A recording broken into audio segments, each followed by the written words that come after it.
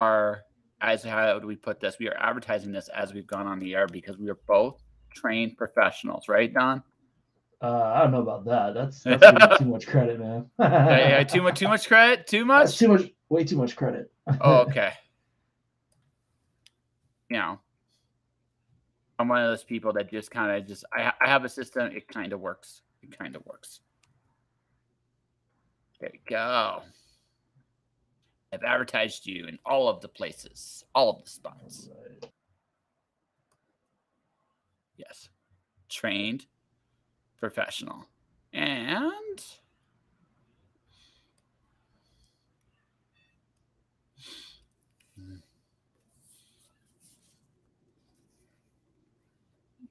just let me know when you're ready, good sir. Oh, I'm good to go. Yeah, I'm just gonna tweet you out.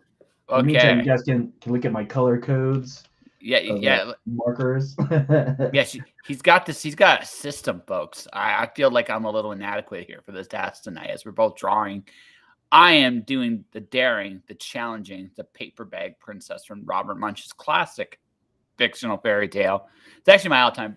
It's my favorite Robert Munch story. I'm not gonna lie. Mermo's number 2, but the paper bag princess always seemed like a special kind of badass. So that's just my opinion. People can have their own opinions about this, but I mean, you know, we all, nice. Yeah. Okay, let me tweet that out. Yeah. I think we already posted that to Facebook. All right, check this out. This is a backing board. Yeah. For those who might not know what it is, I got some. Let's say I have some pre-sketched, goofy sketch cards. That's awesome. Oh. You came to the right place for goofy and sketchy. So I mean that's totally this podcast, folks. It's absolutely totally this podcast. That looks like a really evil Thanos. Yeah, I mean it's Thanos. What are you gonna do? Yeah, well, yeah. Thanatos. Yeah. Well, thing is, you know what? I just realized something. A happy, singing, dancing Thanos would feel very wrong. Would feel very. Yeah. I mean, maybe that's the way to go if we want to do like a horror version of the MCU. Well, no. So you give him an obnoxious top hat. Give him like a tuxedo. Let's go all the way, right? A tuxedo, right? And then have him doing a can with Doctor Doom. That would just wreck people. Or he just comes in singing, "Hello, my baby. Hello, my darling." That's right.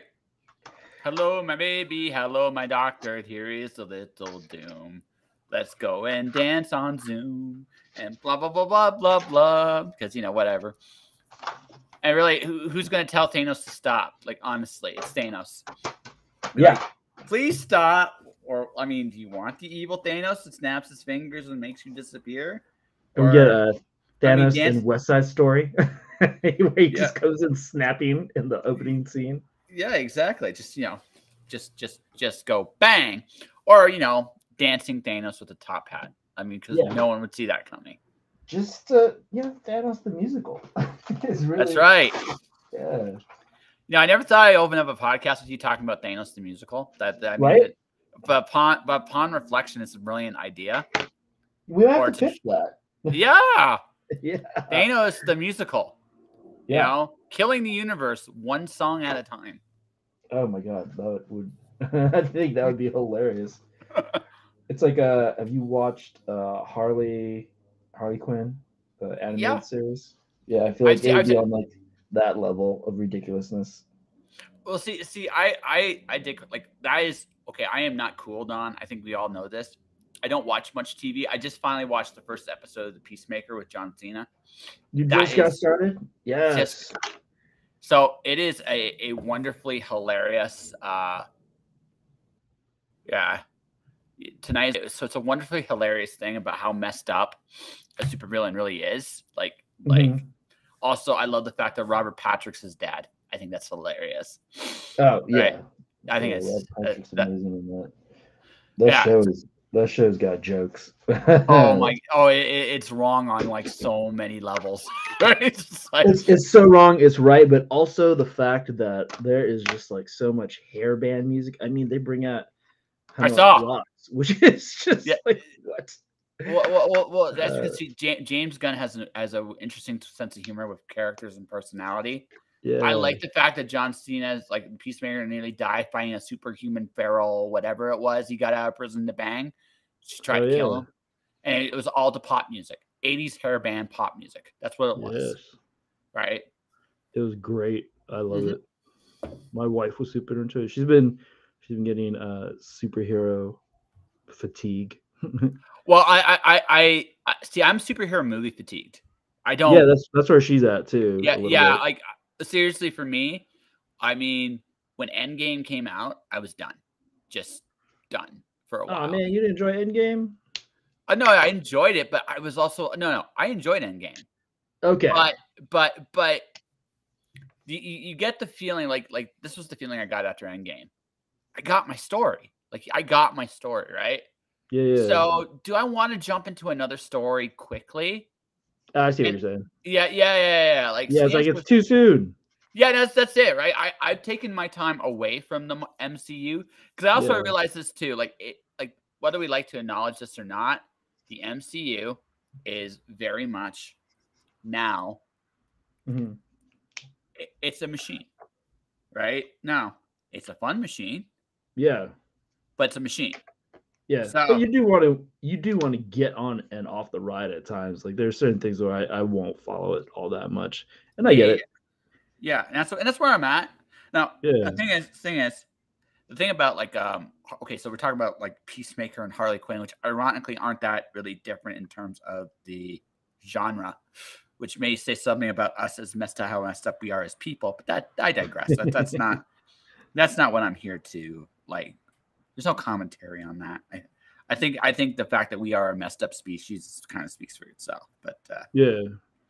But what I was gonna say, and this is kind of the thing about Harley. Like Harley was the last modern thing I've watched in a long time because it's Hmm.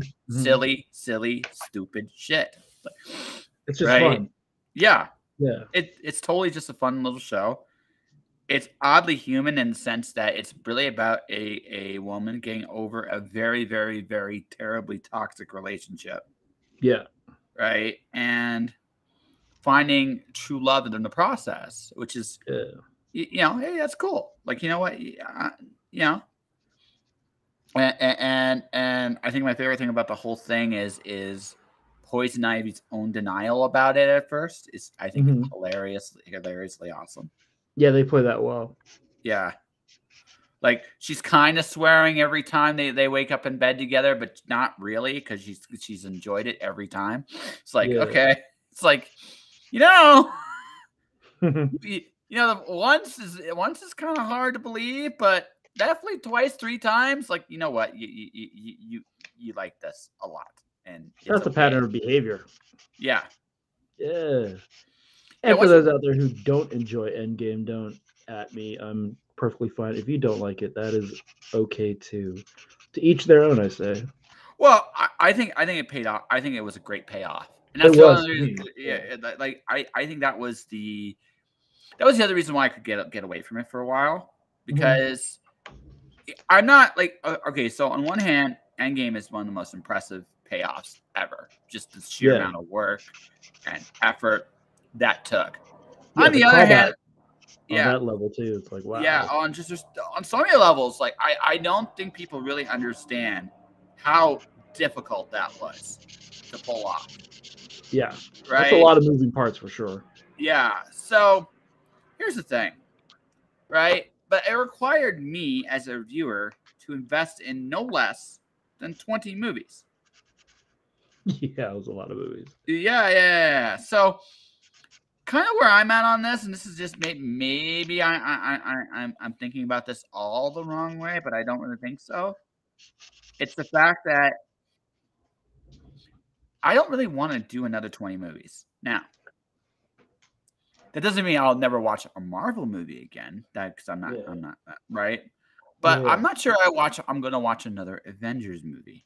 You know what I Yeah. mean? Yeah.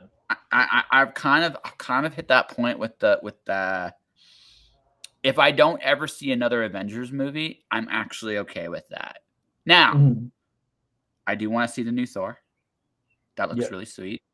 Yeah. I am going to eventually go catch up on Spider-Man. I am going to eventually do that because they had to. Okay. Right? Oh, you haven't sat down with it yet? Nah.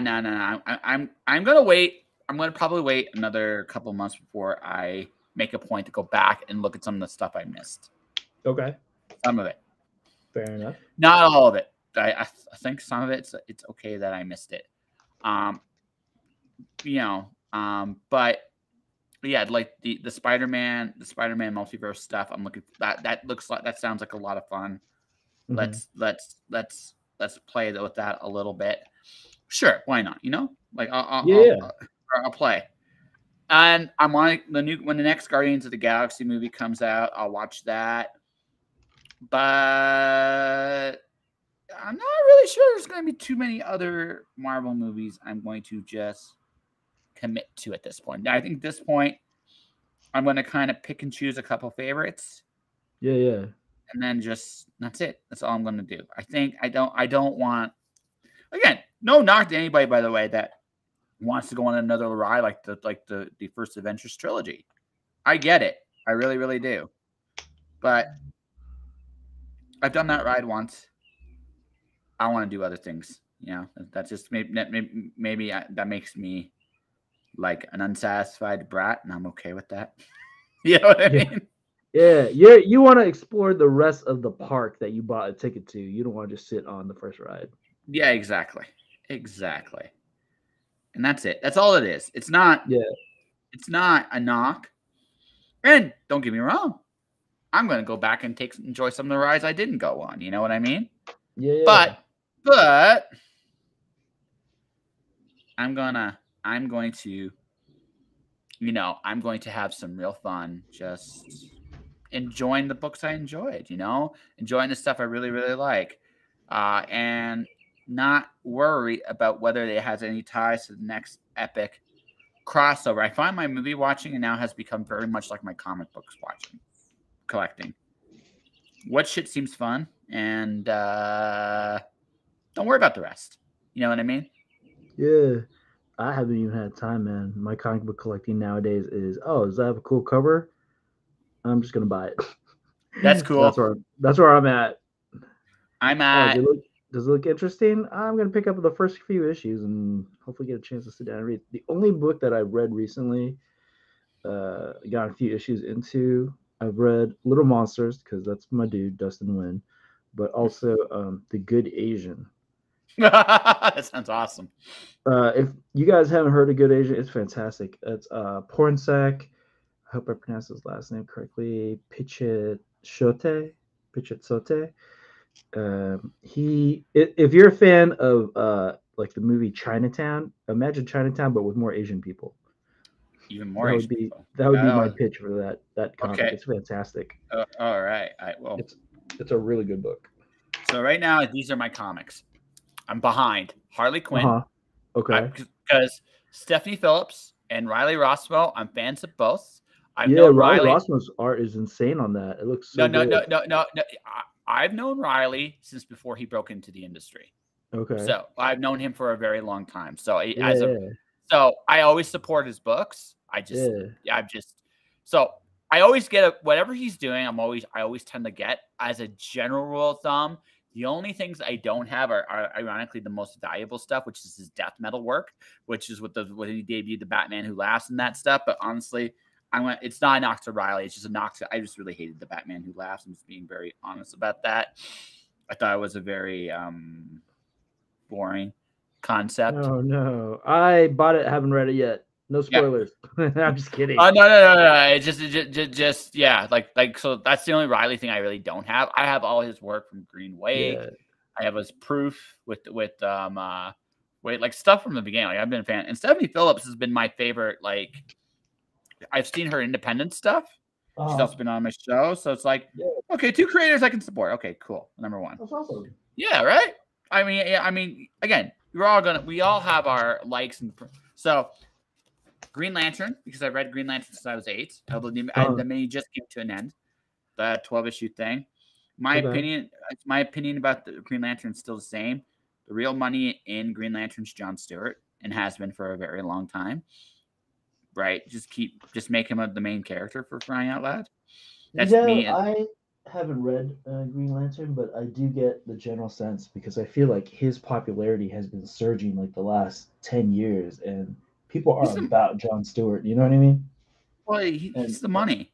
Don't fight, yeah, don't fight it. He's the fucking money. So go with it, right?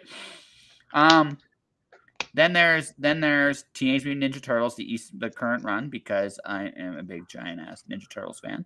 yes. Right? I haven't read that yet either. I have some of the issues, and I heard that run is amazing. It's fucking fantastic. Yeah. So right, so okay. I got the Cowboy Bebop from Titan Books. Mm-hmm. I got Saga. Oh yeah, because it just came back out. Yeah. I've just been reading that in trades. I try to get it at Yeah. the library. No, it's Shout out okay. to libraries. Yeah, shout out to libraries indeed. But to the rest, that is and Homesick Pilots is like a really cool image genre book. I really enjoy. It's kind of fun. Yeah, that looks really cool. Yeah. So, and that's my comic collecting, ladies and gentlemen, these days. Oh, and I also support my buddies on Kickstarter, and that's where most of my comic book money now goes to. I know. I think it's going to be a problem for me. I mean, seriously, I just make money on commissions and then I just blow it on Kickstarter. It's like, who am I supporting this week? And there's so many fantastic projects. Obviously, we just ended for Battle Grapple Rebel, I think, a few minutes ago, and then congratulations, Cannibals. by the way. Thank you. Cannibals on Mars is still running. So if anybody out there is watching or listening, please go check that book out. It's done by Tony Donnelly, who does Albert Einstein Time Mason. My buddy Dave Sherry. Both those are good dudes. I love them both. So please go check that book out.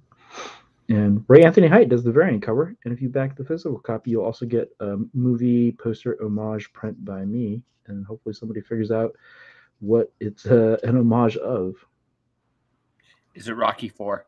No, I'm kidding. No, it's not. It's not Rocky 4. Wait, Rocky. That's Ivan Drago, right? That's Rocky the Drago variant, right? I love Drago. Everybody likes Drago. Yeah, everybody loves Drago. I don't know why, but I prefer the they released an alternative take of the fight between him and Apollo. I enjoy that one a little bit more. Really? I don't know why. I enjoy that. I enjoy that fight a lot for some reason. Is it like even more brutal, or what's the difference? It feels a little bit more like a real boxing match, right? The problem with like Rocky 4 is the quintessential 80s Rocky movie. Like it's the closest to an 80s action movie of all of them. It's also oddly the closest to being a musical. I'm not quite sure how I feel about that, but they follow the homages in at the end there, right? I can see that. Yeah. It's a bit of both, right? So but it's got the 80s feel. So the first time, it's over the top, almost pro wrestling how dominant Drago is. Now he's still dominant in the alternative version, but there's a lot more to the fight, especially in like it's more nuanced. Is what you're saying. Well, it feels more like a boxing match, a little bit more, right? Yeah, Apollo is still overmatched. It's still big time overmatched, but the idea behind that is a lot more like just explored a little bit more. Like one of the things that's explored a little bit more is, for example, Drago knocks him down in the first round. That actually knocks him down. So you actually see the point where like he gets beaten down a lot more thoroughly, like in the second half of that round, but it feels a lot more real. And then in the second, and then in the round 2, but before the killing blow, like again, it starts off a little bit more like a real boxing match. Like Apollo's coming out there, he's swinging, he's just overmatched. He's just overmatched. That's just what it is, right? So it feels like now it's still a little over the top because let's be perfectly fucking honest. There's no way in hell that a boxer would have been able to kill Apollo in that circumstances in real life, because refs would have stepped in, security would have stepped in, people would have stepped in and stopped Drago a lot sooner than what happened. Yeah. I mean, especially nowadays, now that there's, boxing is boxing sports in general, we understand CTE a little bit better. Oh, even then, the way that like the movie was filmed, they would have stepped in like that. Like there's a point in a fight where you're like, this dude ain't fighting back, right? He's done. Yeah. That dude's not moving anymore. Yeah, well, if I don't step in, he ain't going to be moving anymore, right? Yep. So that's kind of the whole deal there. So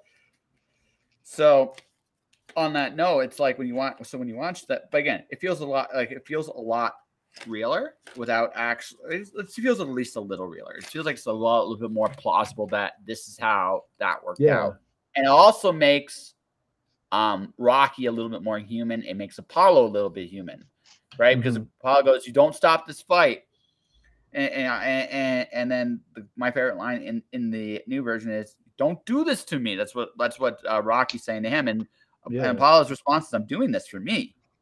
Right. So it's a lot more understandable why Rocky didn't throw the towel.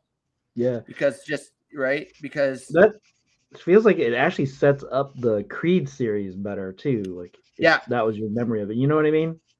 Yeah. No, it feels a lot better, a lot realer without, again, Rocky 4 is an 80s action movie. That's all it is. Of all the Rockies, if you go in with that attitude, it's not so bad. If you compare it to a lot of the other Rocky movies, you're going to be very disappointed. But if you can look at it as a fun 80s action flick, it is quite enjoyable. And Ivan Drago is one of the coolest, like, badass villains in the entire saga. Right? Yeah, I mean, he's the iconic, not just Rocky, but like one of the most iconic 80s villains there is. We think back to that period of time. I think you got to go Hans Gruber. Yep. And obviously Ivan Drago is up there, and what's his name? David Lopan. I'm sorry, but James Hall's my dude, so I gotta shout out David Lopan. I'm still gonna say Reese. Like Kreese from Karate Kid is still one of the all-time. Oh yeah, Kreese for sure. Kreese. Oh no, he is one of the all-time best villains ever. I need to get caught up on the. I'm not caught up on it at all. Again, one of the show. Again, I took a. It's funny. I think as creators, we get to this point, we're creating all kinds of cool stuff, and we don't have time to look at all the cool shit that inspired us anymore. It's kind of not. I'm like 20 short boxes behind. It's kind of bad. Yeah. No, I've been able to keep up with my comics, but novels, video games, television. No, I'm Don. I'm officially not cool. I'm just not. It's not. I'm not meant to be cool. I've accepted it. It hurt my soul just a little bit. I'm no longer hip. That's all right. We don't need to be cool. We just need to make cool things. That's right. That's what I decided. And this is going to initially sound more, but we only got all the time we have. So what would you rather do with the time we have? I would rather make awesome things that make me and hopefully other people smile, and the rest. Yeah. And that means I'm going to miss on some cool stuff. Right. We're going to miss out on a lot of cool stuff, honestly. And, that should just be okay. Yeah. Yeah, it's like when people are looking at television shows and going, "This is amazing," I'm like, I will never watch these shows, ever. I will watch Peacemaker, though. No, I will watch Peacemaker because that is genuinely hilarious. But it's just like one of those things where I gotta pick and choose, Don. I gotta pick and choose. Yeah. Does this make me feel anything, or at the very least make me laugh? Then I'm in. Yeah. If it doesn't, I'm out. I'm gonna have a very short attention span for anything that gives me no feels. Yeah, you gotta hit that emotional note, and it's tough. That's why good writers are good writers. That's right. They can do that. All the kudos to the writers. That would be me too. I am a writer. I write the things and the stuff. So I got a book I'm drawing. My own book I'm writing and drawing. It's a homage. Nice. I saw you talking about that. It's a homage to Fahrenheit 451. Okay. Yeah. So it's about a guy discovering art for the first time. And the reason why I'm the perfect illustrator for this is, again, I'm not saying I'm bad. What I'm saying is I'm not to anywhere to like the skill of people that have been doing it for years. Yeah. But that's the perfect style for a story about discovering art for the first time. Yeah, I've see, you've been getting into it more and more, and you're finding your way, which is great. Like that's always a Yeah. good thing. Well, you're doing something right when old buddies that you haven't heard from in years say don't stop drawing. It's like just don't stop. So I've been nothing but honestly humbled about the like, okay, man, you're awesome and you're drawing with Thank you. me. And that's honestly a humbling thing. Like it's a really cool thing and I'm glad you wanted to do this. I just love drawing, man, and if we can encourage more people to do it, that's fine. And you don't have to do it well. I always tell people, listen, Oh yeah, no. out there, you want a great example of a comic that is not like a Jim Lee or Travis Charest or something like a Mobius. Just look at XKCD. That comic strip has achieved more fame than I can ever possibly imagine achieving. We're talking about stick figures that are hilarious and are memes, that exist in our culture. And I think that that's incredible. Yes. Comics don't have to be one thing. And I feel like there are people out there that think that, and that is never truly the case. There's not one exact way to do it. There's not one way to draw it. There's not one way to tell your story necessarily, Oh, or absolutely. one genre within this medium. It's just about making stuff and hopefully, finding your audience, and your audience, you know, appreciates what you do. And when you get that moment, it is incredible. Well, I sold my first $20 like 9 by 11 just drawing I did on just for a drawing bed. That like to me is like that's something I never thought I'd do, Yeah. and and so I had this like I had this epiphany along when I first started getting into this. My sister bought me this art book a long time ago, Hmm. and I was like, I'm going to do this. But for the longest time, I held back because it's like, well, what if I suck? You know what I mean? And then I had this really wonderful thought hit me. So what if you suck? Right? So what? It's not about sucking or not sucking. It's about doing. Yep. And it's actually made me a better creative all the way around because it's taught me a very valuable lesson in that, you know what, it's like to remember that what we're doing is fun at the end of the day. So if we're doing something fun, then it doesn't have to be about being good or bad. It's about can you bring joy? And one of the things I've learned is that feelings translate across all forms of art somehow, some way. It's a magic about art, it makes us feel. Yeah. So if I can make a feeling get captured, then it doesn't suck, even if it's not the most perfect form or technique. You know what I mean? And it doesn't have to be. Hey, man, I'm constantly learning, trying to improve, trying to build, add to my repertoire. And, Yeah.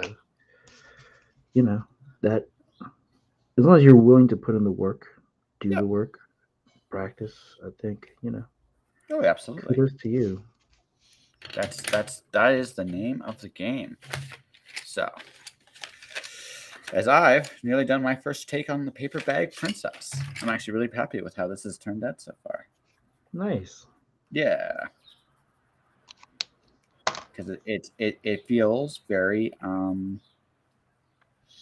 it feels very very very like different and fun. It's like a little a little tip to the cover without actually being the cover, and using some of the tricks I've learned from all the various guests I've been on the show. Like Cat Ma's actually taught me a little bit about coloring. So Nice. one of the things I've been experimenting with is lighter Hmm. colors, just lighter ones, right? Yeah. Because it helps with layers and depths. And when I get paid for my next gig, my current gig, I'm working on a video gig for doing commercials for our clients. Hmm. I'm going to be getting some more pencils just for a little bit of variety. Would you like to see what I did? Sure, yeah. This, ladies and gentlemen, is the paper bag princess confronting a dragon. Nice. I think that's pretty cool. I'm actually pretty happy Yeah. with this one. I'm I pretty like the happy with it. dragon. Yeah.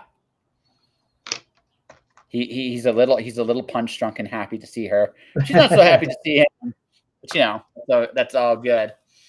She's a That bit trepidatious, but that's okay. that's totally understandable, isn't it? It's a dragon. What are you gonna do, Yeah, man? yeah. What are you gonna do? Your Thanos is badass, dude.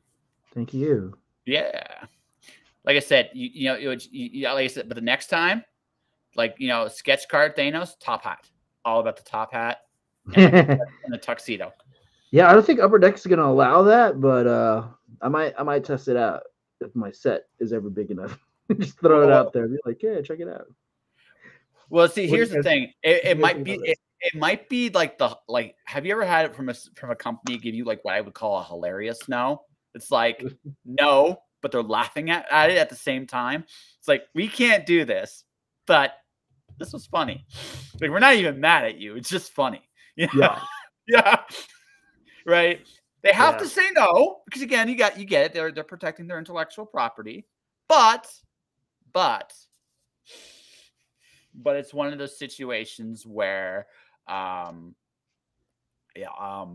it's just you look at it and you go, oh, this is hilarious. This is just absolutely hilarious, and I cannot help but make a laugh. It's like when I made my drive-through Batman, like the Val Kilmer Batman having too many drive-throughs from Mickey D's, right?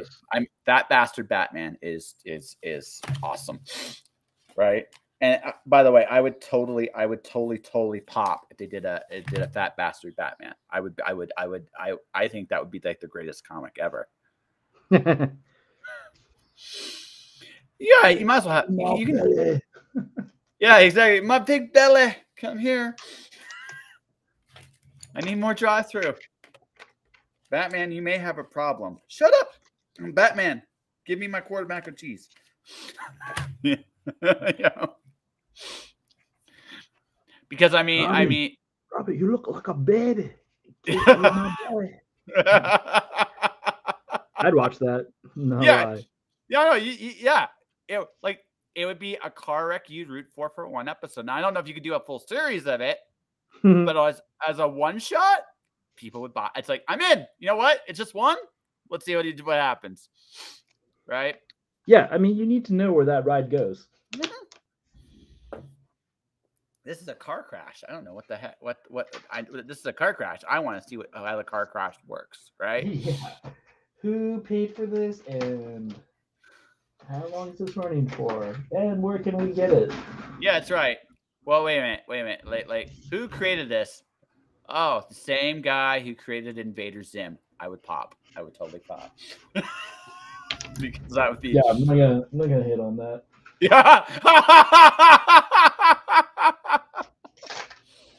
No, Invader Zim is one of those, like, I think it is one of the gutsiest.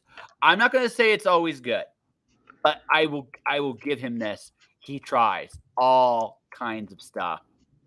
And I think it's one of the best. I think it's one of the boldest attempts of funny I've ever seen in any form of cartoon. Oh my god! Yeah, I mean, yeah, Jevin Vasquez. Shout out to that dude. It is the Postilio episode because my wife is a huge Invader Zim fan, and she had me sit down and watch it, and I was like, "What is happening in this show?" And it's just like, oh my god, this is nuts. So he just Tibbs walks around with Postilio on his neck like for a whole day.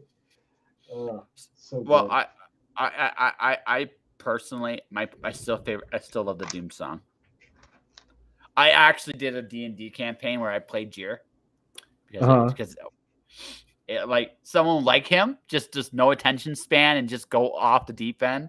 Yeah, I drove my dungeon master insane. It was amazing. Because yeah, you really if you commit, that is an annoying character, right? As a really annoying character. Yeah, for sure. Right. But it's also hilarious, right? Because it's not you. Yeah, as long as you're not that person or just happen to really know that person in real life, it's all good. Yeah. But yeah. And if you do know that person, actually saying this, all right, I mean, I wouldn't want to work with that person, but the fact that that person probably does exist somewhere is in of itself not, I don't feel, as a crime. All right, I feel like that's forgivable. Being hateful is unforgivable. Being, being what you are, or no matter who you are, you can't really hate that. You may not want to work with it, but you but you can't really hate it. You know what I mean? Listen, I'm sure that person exists in the world. Sure, it absolutely You know does. what? That's the thing. Is like we can identify with that character because we've met a character like that. You know what I mean? Yeah, well, It's I like, in the days I had a regular day job, like uh-huh. I worked with people that kind of made me wonder about that. You know what I mean? Not Yeah, right. Again, there's a bell curve everywhere, right? yeah, yeah, Sometimes you got as a human being, you got to understand that sometimes, no matter who you are, you're going to be at the bottom of the bell curve, right? yeah. Sometimes, right? But Sometimes you're the bottom. that's right. Sometimes you are, and you got. So that's why you got to be forgiving when you realize those situations, right? Now Yeah, that doesn't mean you want to necessarily work with that, because that's gonna hurt your brain in ways that may not be irreparable, but at the same time, like I think we're cruel. I think one of the things that I've come to the realization as I've gotten older, mm-hmm. they're like a lot of people have the people are stupid kind of thing. And then I realized one day, we're all people. So I feel like, in some situation, we're all Jeer. We are yeah, all, you know what I mean? So I yeah, kind of once I realized that, I became a little bit more forgiving, yeah. I because mean, it's I like, feel like that's the essential statement of Invader Zim. yeah, yes. I think the other hilarious thing about Invader Zim is this, right? Is this thing is you know what? The guy that didn't look like he would invade and conquer was actually the one that did conquer. It's Yeah, like, oh, that's wait, you took over, right? It's like, yeah, oh, that's interesting, right? And it's like, yeah, but Zim always takes center stage, even in that point. It's like just takes over the world. I do love his nemesis. I do love his nemesis. I think his nemesis is amazing. So, yeah. by the way, I'm doing an Invader Zim right now, because Nice. because I brought him up. I might as well do him. Yeah, Why not? yeah. Get him down. Do my take on Invader Zim, right? And Yeah, because you have to draw the classic. And at this point, I mean, I am old enough now to say this. He is a classic. it is a classic. Yeah. Gesundheit. Yeah. And what I really like about him is also he's actually pretty simple shape, all things considered. Yeah, Right? Which again, sometimes the simple shapes kick my ass the most. mm-hmm. Sometimes. And sometimes, like, I tried drawing John Stewart, and I was like, oh, I'm probably not going to do this well. And I did that really well. Yeah, And then I drew Lego, which I thought I would do really well, and he kicked my ass. So it's like, how does that work? But that's just how it works sometimes. Sometimes you get things, and sometimes you don't. yeah. Sometimes it's also just time of day. It's true.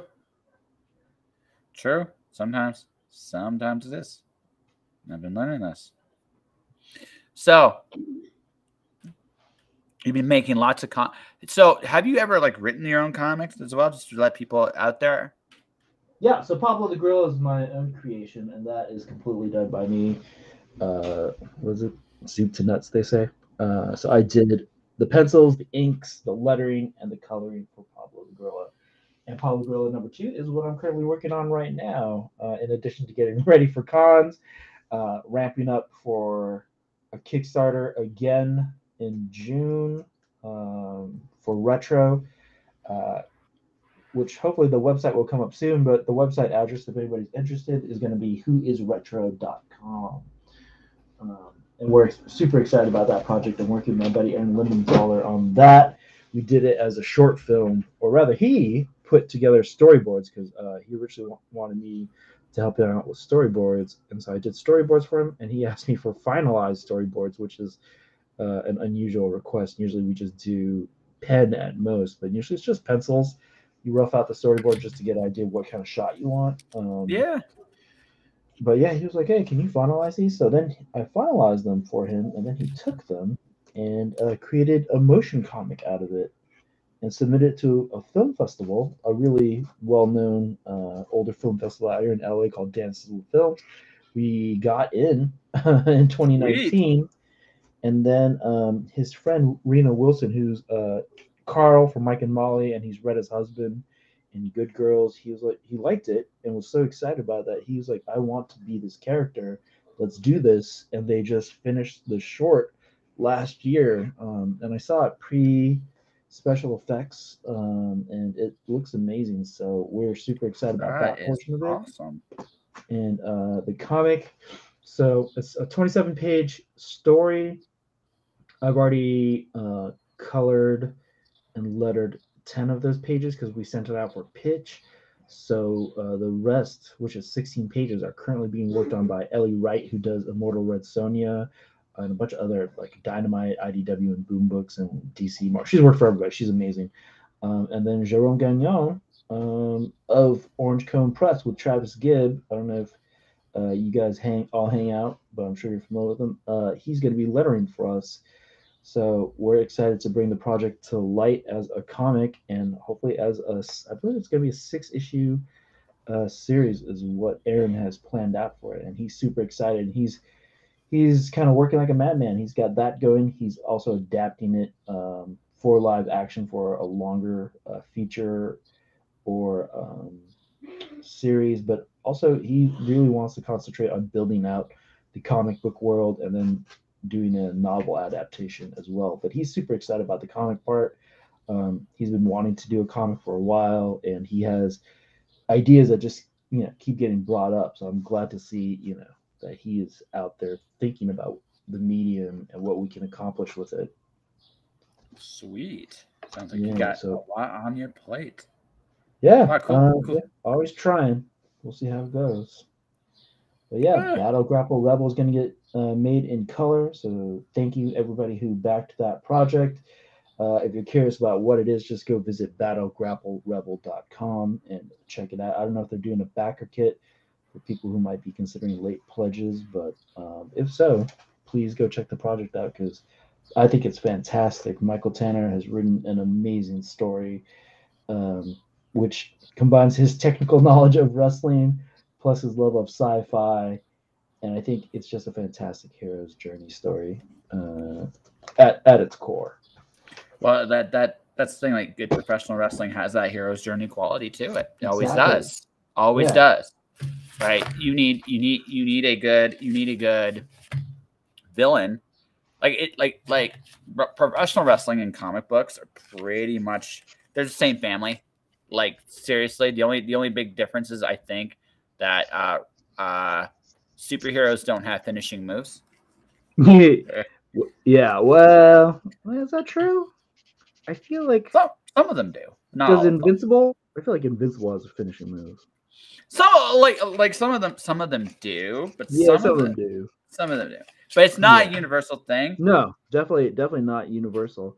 And the other crazy thing is Michael's taken a very different approach to that story because usually when you deal with wrestling comics, I feel like a lot of wrestling or fight comics, if you will, are in the kayfabe, which is it's like, oh, this is real, this is what's happening, we're out for blood, this is blood sport.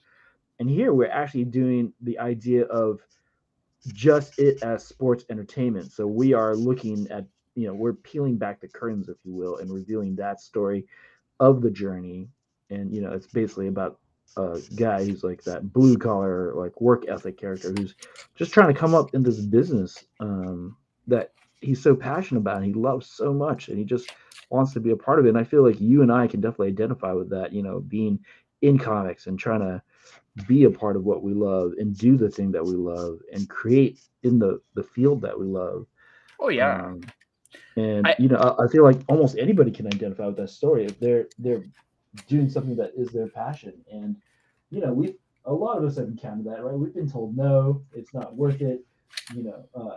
You should do something that's worth your while. You need to have a fallback plan, like that sort of talk. And here's this guy who's like, I'm going to fight through this and I'm going to make it.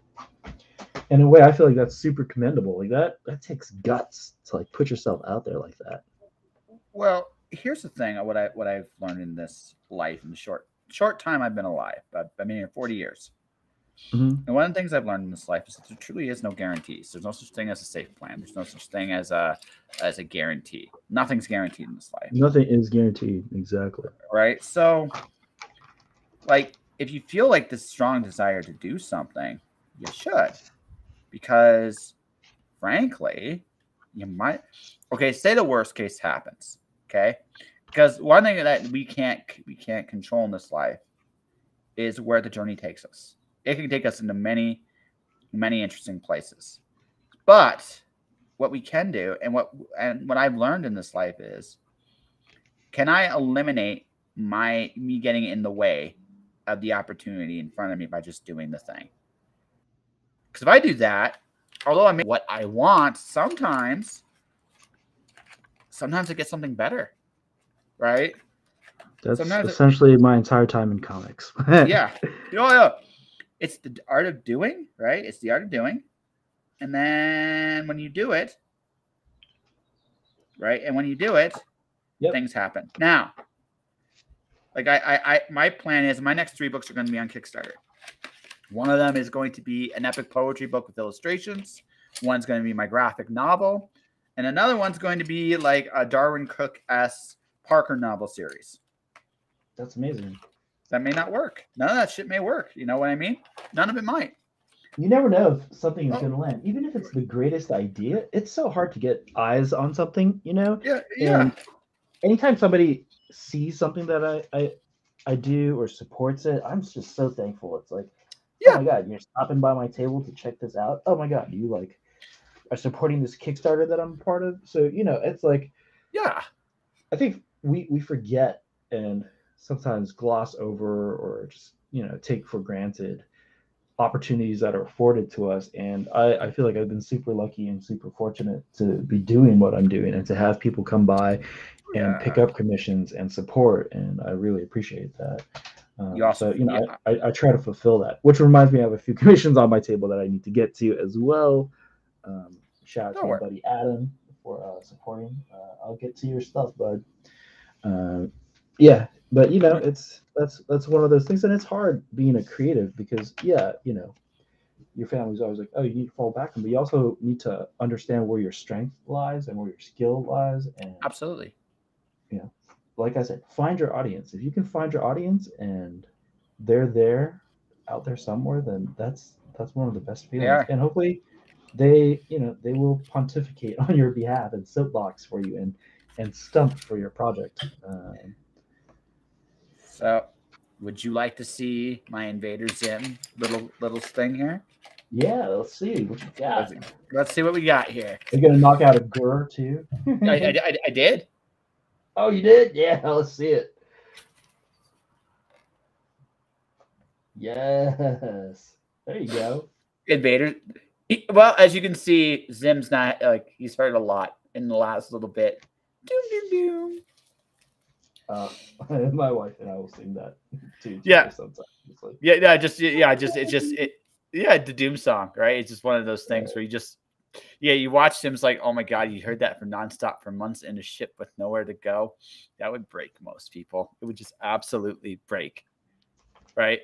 How he did not murder gear in space, I will never know. Right? But it's like, hey, kudos to you. You kept him alive. Yeah. Yeah. Hey, that's my first attempt at Invader. So nice. It's not too bad. He's actually really I like looking at that art style. It's like it I mean, again, it gives people hope. It's the story you tell, not the not how good something is. Good is relative. It's if you make someone feel something.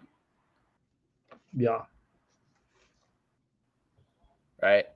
So no, being good definitely helps. Right. So,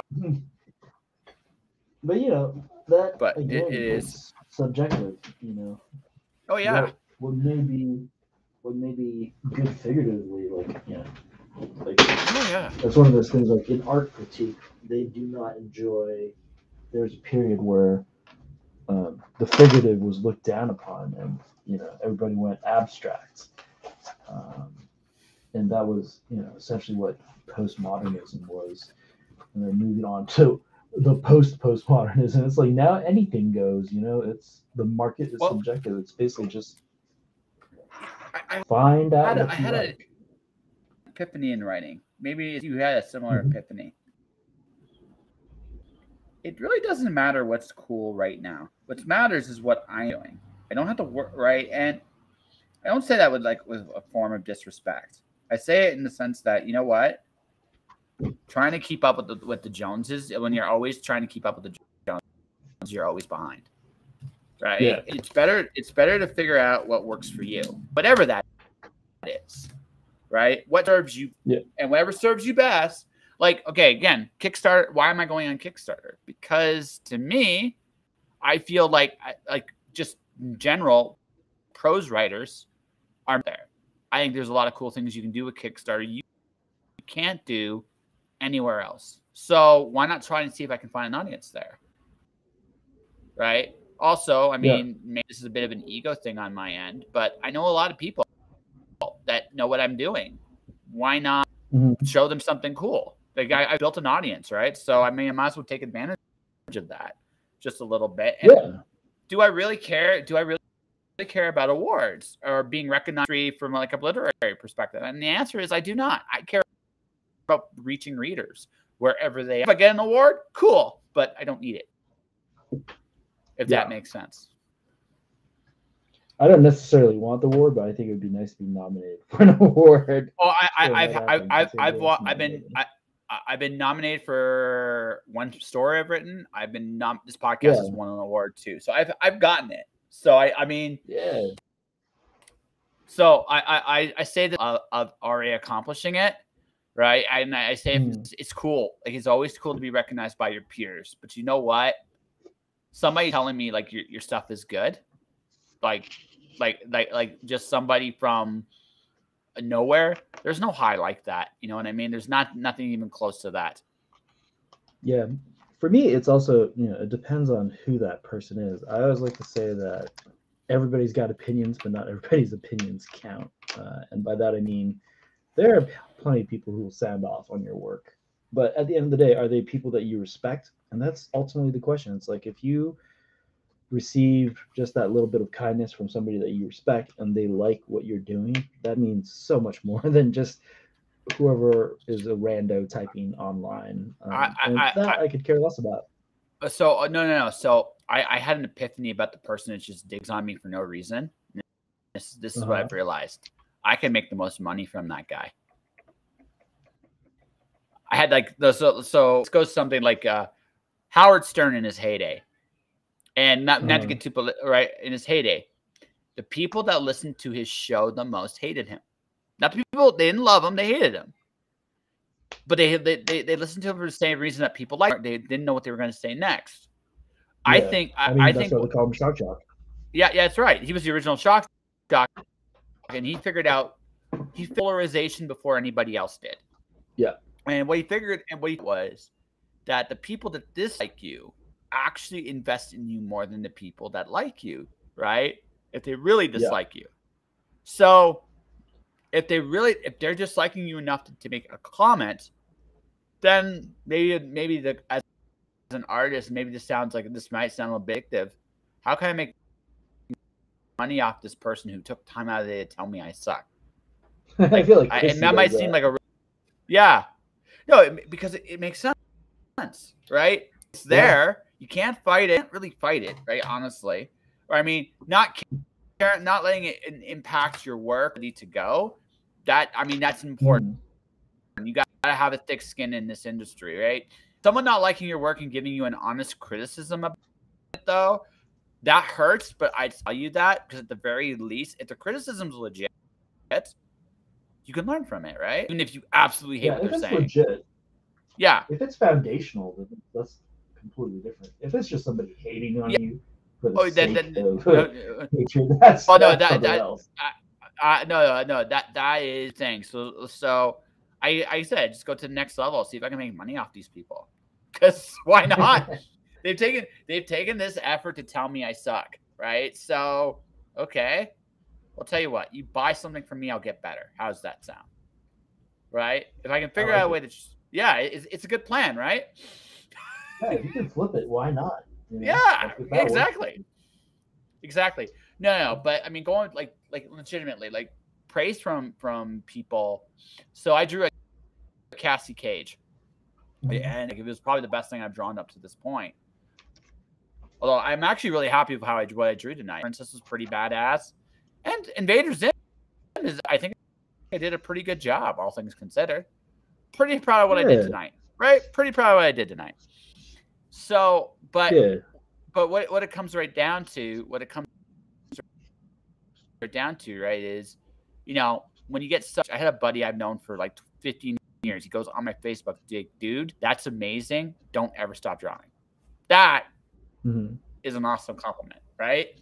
Really, like that is worth more than even the peers, right? Because yes, it's cool. Like, okay, yeah, you're great. I can learn a lot from you, but like, I think the biggest compliment an artist can get is honestly someone saying your stuff is good enough to buy. Right. Well, I think in that vein, really the compliment is when you buy it. Yeah, that's right. But yeah, I mean, when I get your money, that's the ultimate right there. But yeah, no, you know, it's like that love though when you find somebody. Yeah, no. I actually like. Yeah, I mean the money's nice. Yeah, but again, just it's not. Something as a freelancer, like when I started freelancing, right? Yeah. Your price ironically buys you respect. If you charge too cheaply, if you charge too cheaply, you're not valued. And when you charge too much, obviously no one can invest in you, right? It goes both ways. You need to have that sweet spot for sure. Right. Yeah, you need to have that sweet spot. But here's the thing. Right? If someone's taking it to invest in that sweet spot, they're actually saying, I believe in you, because they're willing to put their hard-earned money. It's actually a compliment, right? It's a big compliment. It always right? Is. Like the biggest thing is, you know, especially once you're tabling, it's like the faces that you see time and time again. I love seeing the same people over and over that come back and like, hey, what are you working on? What do you got? Oh, I've been following you on social media. I love what you're doing. I love this project that you came out with. And that really does mean a lot, you know. It's like to find people like that, I think is the best. But yeah, like I said, haters are gonna hate. Haters are gonna hate. But figure out how to make money for them. The poetess of our time, Taylor Swift. Just shake it off. Well, yeah, shake it off. Even some of those people, like, you know, the funniest thing I ever heard was John Romita Jr. was talking about that, and he said he was getting a lot of hate online because somebody was like, "Oh, your ankles are too small," and then he said, "Oh man, I was sitting there drawing, and I looked at the drawing, and I was like, dang it, he's right." And I was like, you know, it's not all just hot air and trash that is coming out. Sometimes, you know, just step back and see if the person is coming from a genuine place. Your ankles are wonky. Why, yes, my ankles are wonky. Do I care enough to fix it? Next time. Not this time. I'm good with it this time. I've even done like some of my spectacular failures of some of my attempts at illustrating, right? So sometimes I'll just give them a funky titles. Like, you know, I tried. I learned something, but I tried. And if I don't take myself too serious, Again, I'm sure I'm going to deal with trolls that are baby seals. But if someone's I found a little self-deprecation kind of disarms some of the trolling too. Kind of makes it difficult to troll somebody who doesn't take themselves to the same, like, as a super level of seriousness. So, also, it's really easy to slam a troll when you're not serious. It's really, really, because then you can just be kind to them and just watch them just implode from within. Yeah, I know, but I love you anyway, buddy. Have a nice life. I'm gonna take this, and you literally watch their heads explode. It's hilarious. Consequently, kill with kindness, man. Oh, I know, kindness kills like nothing else, right? Nothing else. So, I'm gonna. This is gonna be a slightly sad moment here, but unfortunately, we did lose one of our biggest legends in the industry. Yes, we yesterday. did. We lost 2 in the last 2 weeks, which is insane. Yeah. Well, I met George, and he was. I'm jealous. I've never met George. Never met Neil either. Do you want to hear about George Perez? It's a hilarious story. So George. Yeah, sure. So I interviewed. I was going to interview him for a site called comicblock.com. This is back in 2006 or 2007, and he's at his booth, like the Comic Leo Defense Fund, and he's drawing Zatanna. And I go, George, I'm here to interview you. He looks at me. Do you think Zatanna should have a top hat? This Perez. I am not qualified to give I'm not qualified to give him an answer. Yeah.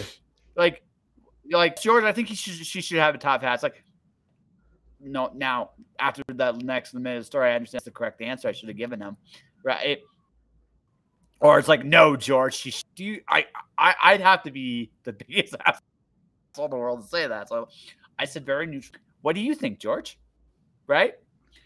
So George looks at the he gets like this look on him. He's got like this urge to do something, and he tries to fight it sometimes for like a second. He goes, yeah, she's gonna put a top hat on it, right? A top hat. I interview him drawing Zatanna, and he puts the top hat on her. And it's an amazing. It's just one of the things I learned about him is he always went the extra mile with everything he did. He just couldn't help himself. He just saw like this effort like he could put into it to make it better. And sometimes he'd be like, no, maybe I should just leave it. Like there was a lot to him. But he's like, he just couldn't help it. But he just couldn't help himself. Right. And it was like the most wonderful thing I'd ever seen. Like I only met him once, but it was like, that was the impression he made on me. I've always heard he's just like a king of kings. Like he was just one of the nicest people ever. Like easily out of interviews with comic book pros, he might be the nicest person I've ever interviewed in the comic book world. He might be like genuinely sweetheart of a man. Right. Yeah. He told me I still feel like the pretty girl at the prom. I remember this when during that interview that everybody still wants to have him. Like I remember his last book he did for Boom for this, right? Yeah. It's like I got it because it was George Perez. I didn't give a shit, and care how it came out. It's like, dude, you've earned the right to come out with a book whenever you fuck, dude. I don't care. It's your book. It's George Perez. Who's gonna argue? And the one. It's like, just take our money, give it to us. Yeah, it's like, it's okay. Just shut up and take my money. Just do it, right? I don't care if it takes you 4 months to do a book at your elder age. I don't care. It's still going to be a great book. So what the hell? An underratedly great storyteller too. Like he was he was actually a good writer as well. Yeah.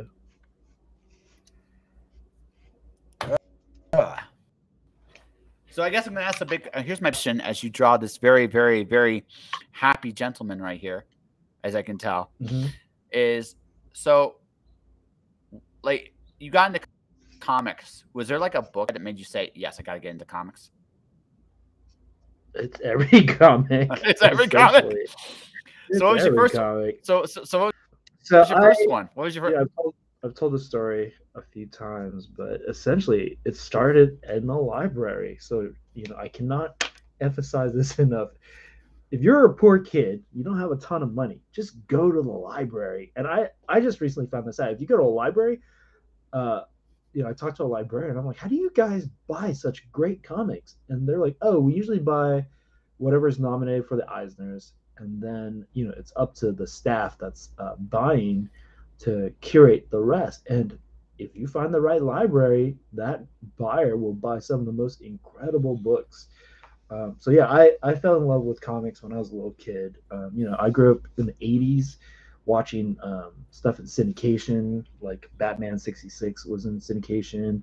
Um, we had Christopher Reeve as Superman, Spider-Man and Friends, Justice League cartoon. So I loved all of these cartoons and shows and movies that I would see on television all the time. And when my mom was studying, she would drop me off at the library in the kids section, and that's when I discovered comics. I discovered all these things that I watched were comic books.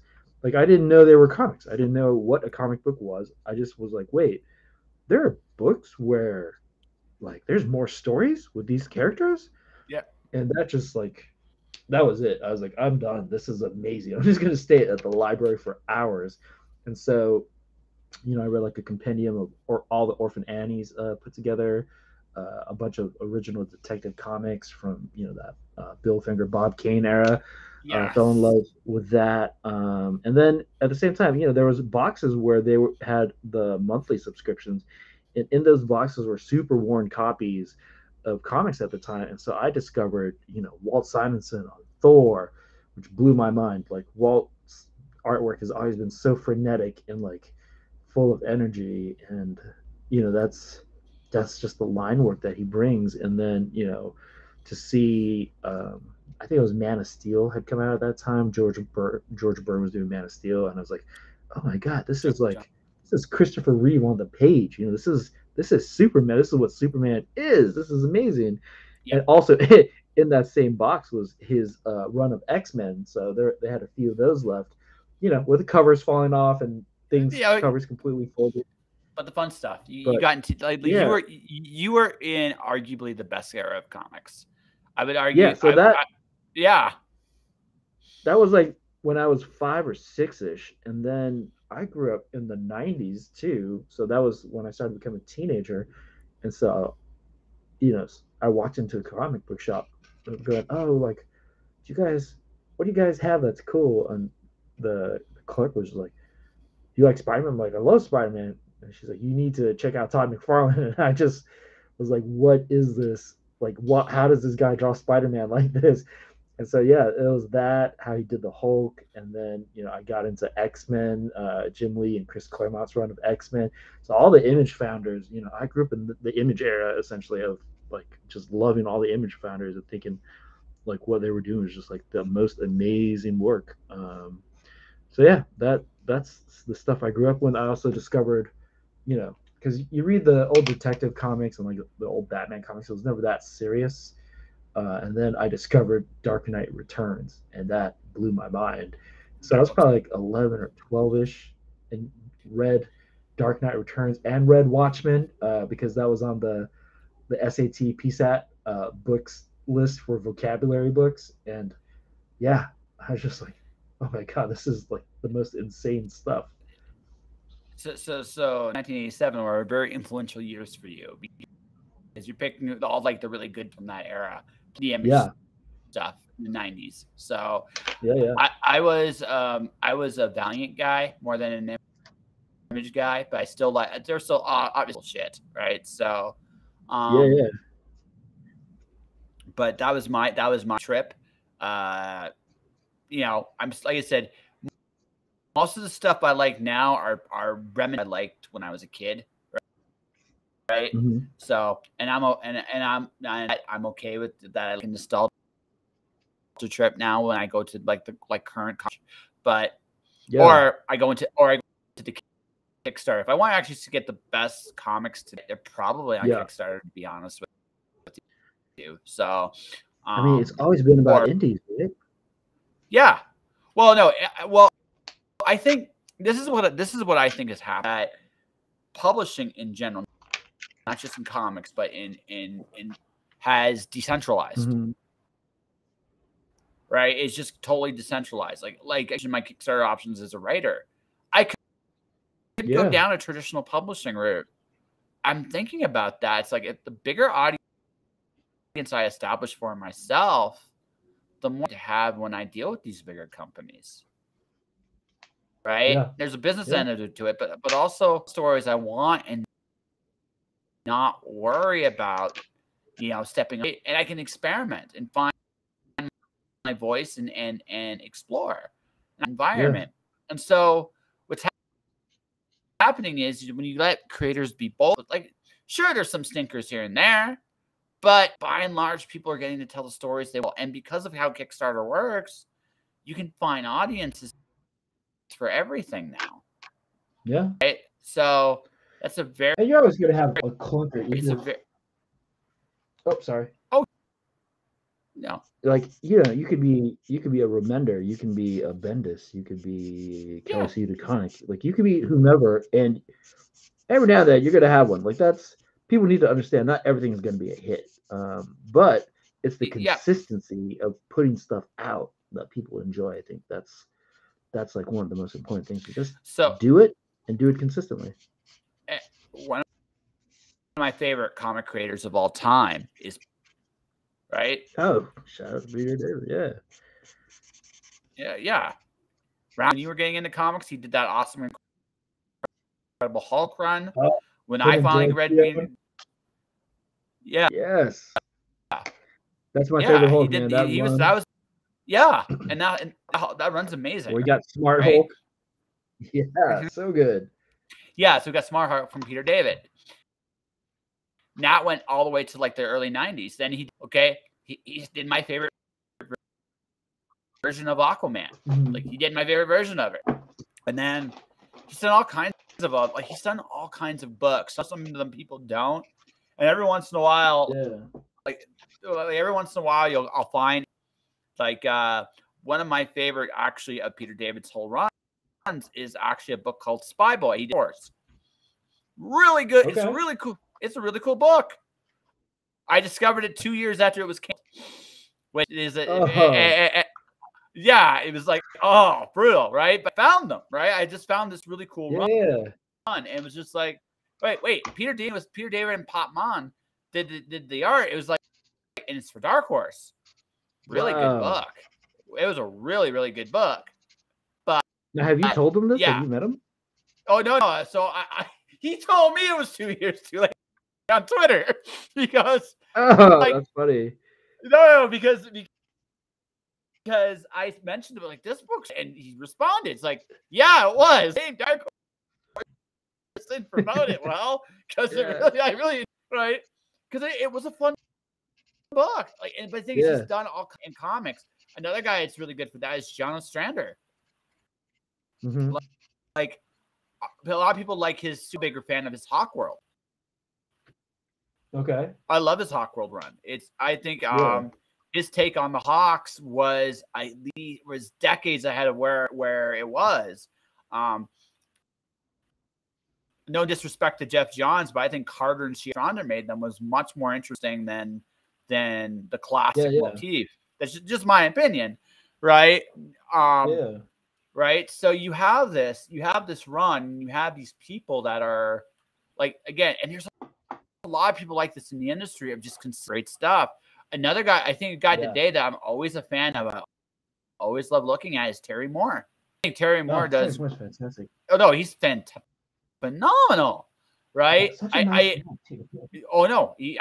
was one of my earliest guests on my show back before it was cool. He actually came on, learned something about how to put a comic together. He mentioned how he did it, and this is the most brilliant thing ever, and I didn't even realize he did it. And that was all his panels are the same size.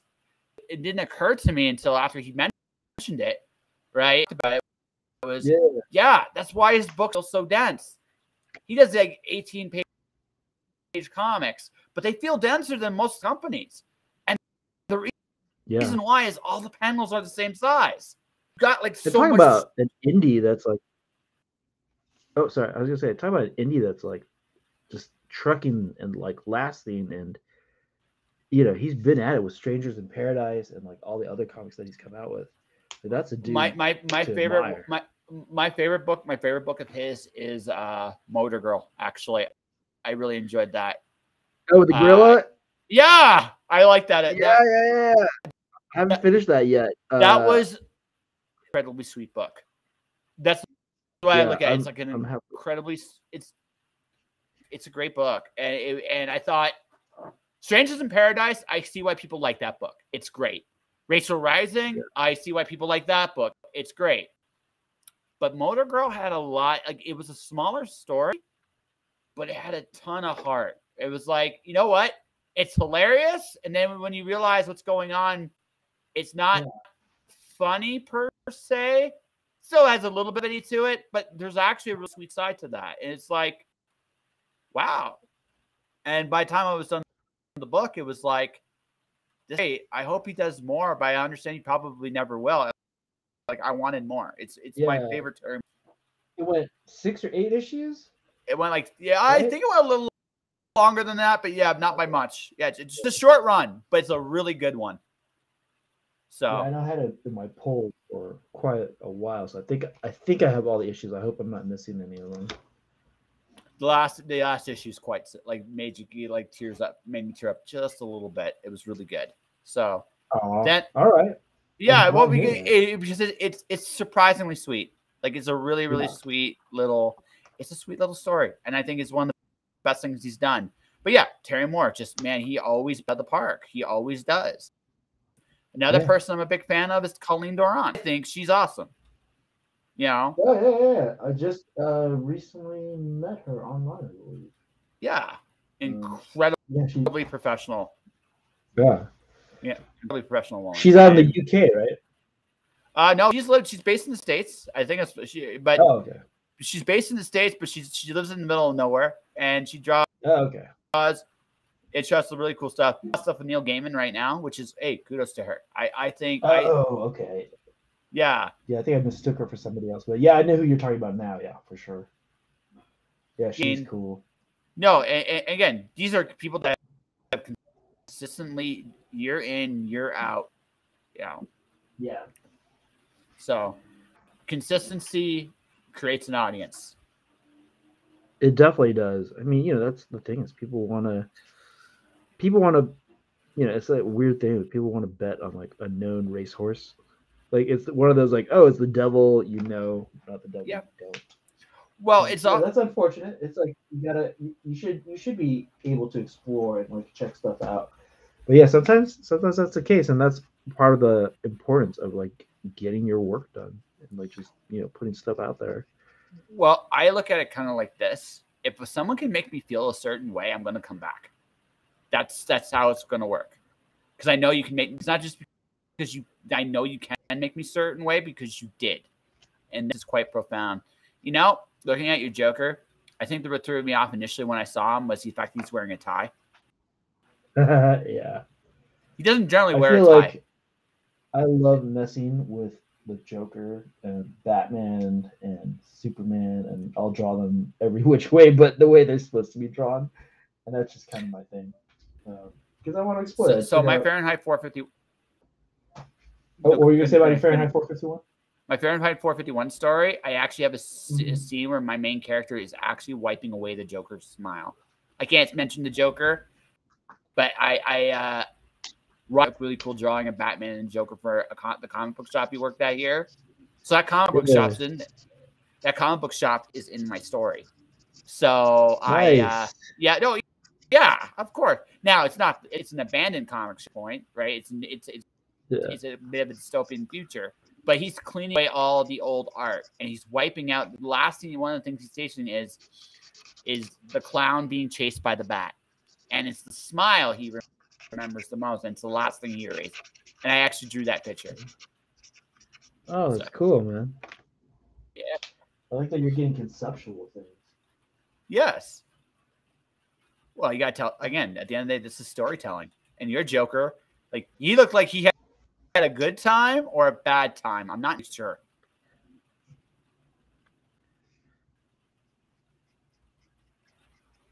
But anyway.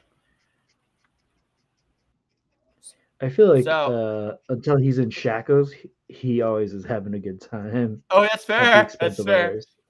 Yeah. That's fair. And That's fair. even in shackles, I feel like he's still having a grand old time. He's just like, who cares? Like it's because the character Well, is quintessential chaos, right? Like it's just like, oh, destruction, chaos, destruction, chaos. Um, he is a lightning storm. He's not really human. He's a force of nature. yeah, And what he is he's a force of nature. He never changes. In one very very strange way, he's actually predictable, but he's devastating, right?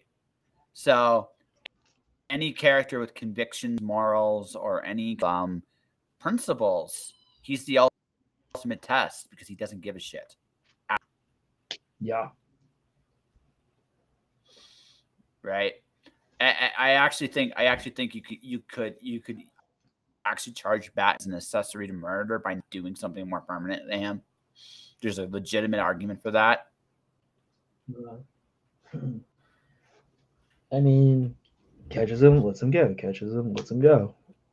Yeah, Or not lets him go, but surrenders him to GCPD. yeah, and there's nothing But you can that's do. that's the battle. That's why reading like Dark Knight and Killing Joke and those books were like so good, especially when you like, oh, I know the ground rules to these characters, and it's like, all right, these writers are going to bend those ideas and explore a little bit that darker side of humanity. Because ultimately, we are people and we are flawed and we make mistakes. Oh And yeah. the question is whether or not you are accountable for them and you own up to it, or you shirk responsibility. And unfortunately, I feel like, we're in a time where a lot of people get away with shirking responsibility. And at the same time, there's this like weird thing where people are like, oh, I'm just going to like cancel this person. It's like, no, that doesn't work. What you are asking for is accountability, but what you're doing is you're just attacking. And we also are in that period where it's like people are trying to show the problems with the you know the penal system, with the penitentiary system, with the prison system, and it's like, this is what's happening, and here's like why there's recidivism and all these things. It's like you can constantly attack people and judge them for their past wrongs, but the question is like, will they repent? Will they put in the work to do what's right? And that's always a gray area, and that's just part of human nature. Is like, you can never tell what you're going to do in any given situation necessarily. People have certain tendencies and they're predictable, sure, but I don't know, there's always that like thing out there that's random. So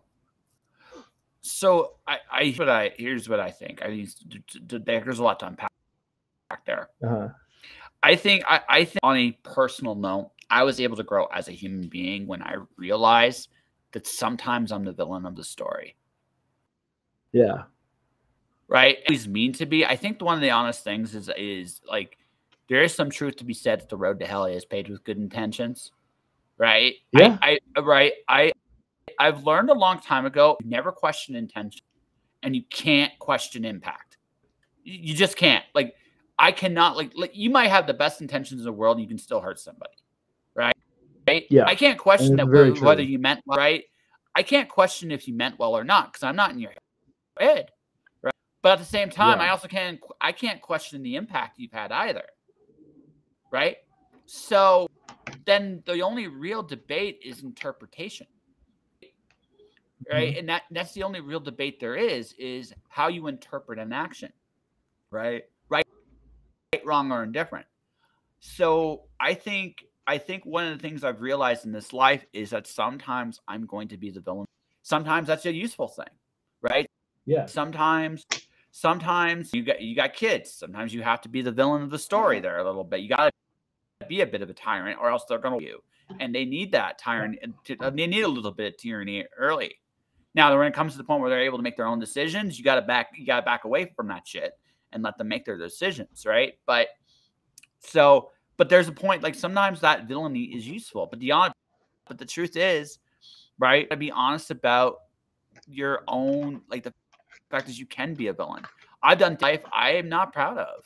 I think we all have, right? Yeah, It's yeah. just being honest enough to own own that little truth. And also that's how sometimes you learn. The mistakes you make you who you are, right? So But there you I are. So you recognize that you've done wrong. Have you been held accountable for it? Are you willing to be held accountable for it? And that's ultimately what I feel like people want. It's just say you're sorry and just be repentant. Be honest about being apologetic. And I feel like especially in social media age, we've just given way to a lot of narcissists. And if you're a narcissist, you're not ever going to reach that point. This is no. just about you. So that's one side of the coin. Back to what you're saying Yeah. here in a second. Here's the other side of the coin. I think as a society, we have to be honest Yeah. with part of the problem is them as a general rule of thumb today has no integrity.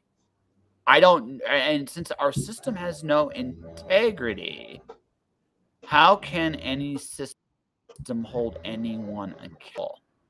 Does Yeah. that make sense? What I'm saying there? Yeah. I get what you're saying. Yeah. So we're in a very weird I feel like the United States, Canada. I think the Western world is in a kind of decline because our leaders in general have no integrity or are incompetent. Right? I'm not sure which. I'm not sure which is worse, to be honest with you. But Mhm. when you have a system where you have that much doubt as to the veracity of the statements of your leaders, and it's Mhm. just a right, who can hold who accountable? That's a much trickier until we fix the top of the system. How are we going to fix and deal with all the other things going on within it? If there is no Mhm. standard, how do we fix it? Then how do we fix that problem? Does that make sense? What I'm saying there? I get what you're saying. It's Yeah. it's tough, man. Part of the problem, and especially coming from Vietnamese background, Southeast Asian background, and you look at how Asiatic countries deal, and even just countries outside. Because I feel like if you're in the U.S., you're kind of trapped in a bubble, unless you are in a community that's very diverse and you are able to be next to immigrant families. But that if you are near that, you get to see a better sense of community. And I feel like we've gotten away from that sense of community, how this country started. And there's definitely there are problematic issues with how this country started. Obviously, there's no denying that. But at the sense, it's like the people who came over here wanted to build something for themselves, and that was the general idea. It's like, oh, we're gonna come over here and we're gonna Yeah. set our roots down and get away from this oppression that we see. And ultimately, I think people just kind of want to be free, not necessarily be completely like not reined in and wild and chaotic, but they just want to be happy. And part of that, I think, is also just having a strong community. So in Southeast Asian communities, like you look what happened with the Fukushima plant. It's like the elderly came in and helped evacuate that plant as these things were going on. And I feel like that's still very strong in the traditional Asian family. And I feel like if we can bring ourselves to see each other more as brothers and sisters in this race of life, in this like rat race, in this fight, whatever you want to call this struggle, and rally behind, because that's always been to me growing up as a kid. I always felt really patriotic.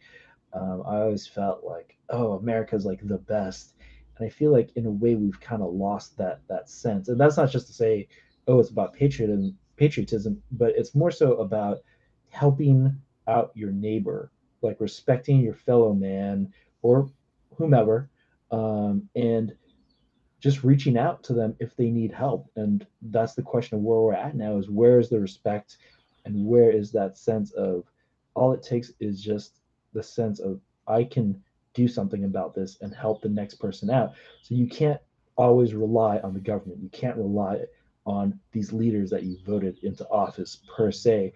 for everything. It's not about them doing the work sometimes. What you need them to do is to represent you and hopefully represent the community that you're in, that they're supposed to be doing their job in that sense. But at the same time, there is amazing grassroots stuff at work all the time in this country.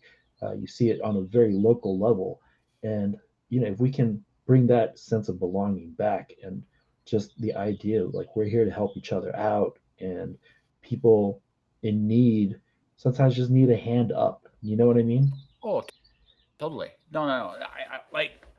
I think fundamentally speaking, there has been a deliberate attempt to divide people in around the world, make everybody That's look at each always been the other. case. Oh yeah, absolutely. But I think in the last, okay, like again, not going great details.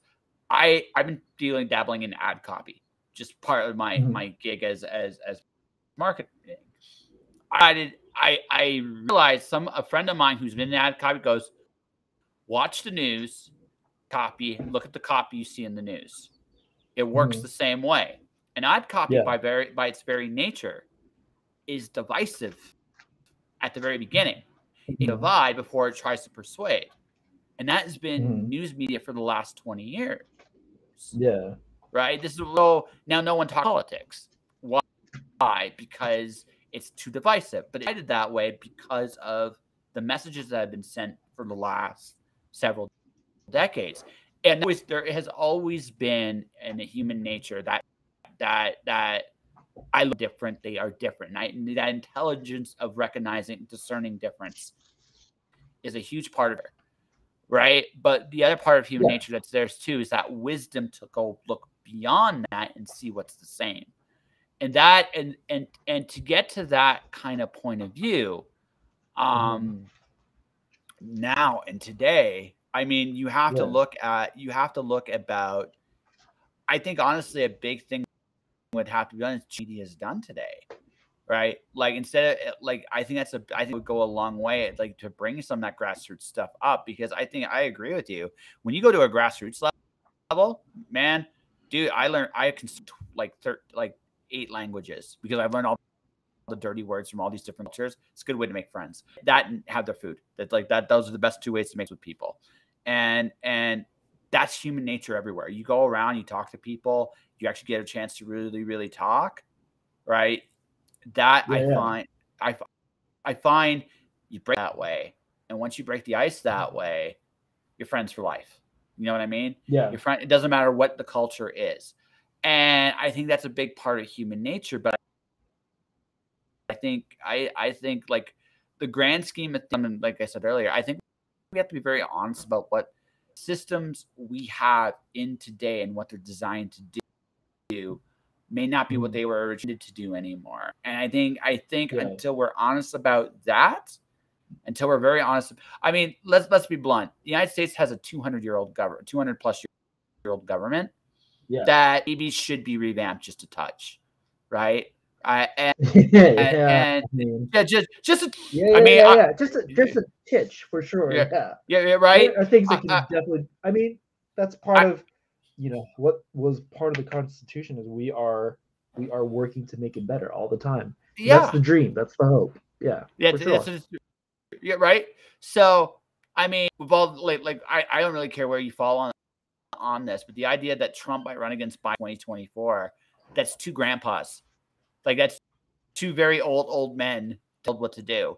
And I think honestly, if it goes to that in 2024, I just go to Mexico. It's over. Like that doesn't really matter who wins at that point, right? So Yeah, that's I mean, but you're that's you're essentially right. Like, yeah, the ideal version of where this country should be is we're always working towards that more perfect union. Um, and dissent definitely is a part of that, and it's okay to disagree, but people forget at the end of the day we're all people living next to each mhm, other. And it's that idea of like cutting off the nose to spite the face, right? If your neighbor's house and your neighbor is like that person you disagree with on almost every level, if that person's house was burning, you wouldn't come out and help that person. You know what I yeah, mean? Like you would just let their house completely burn down and then possibly catch all the homes around it on fire as well. I don't think so. No, You know, like that would be dumb. Yeah. that would be dumb, right? Like, so Yeah. this is what I'm talking about. This is where community is, and we've seen it time and time again. This is why I believe in America, and why, like, you know, growing up Yeah. as a kid, I always thought America was the greatest country. It's like right after 9/11 helped, during 9/11, like you see how New Yorkers rally, and people love to talk. I don't know if I can curse, but people love to talk Sure. No, shit. no, no. Curse all you want, dude. I've sworn the whole time. Don't worry about Okay, yeah, people it. love to Yeah. talk shit on New Yorkers all the time. And listen, I get it. Like New Yeah. York is a different mentality. You know, you've been there, you know how it is. Yeah. And God bless them. I've met a lot of New Yorkers and I love them. There's a spirit to it, and there's a gruffness to it sometimes, and it's gritty and it's grimy. But honestly, it's like when 9/11 happened, and you know, I had a friend call me that morning and it was like, turn on the TV, like, and I was sleeping at the time. I turned on the TV. I was, you know, in college. I was like, what is happening? Like, what is this?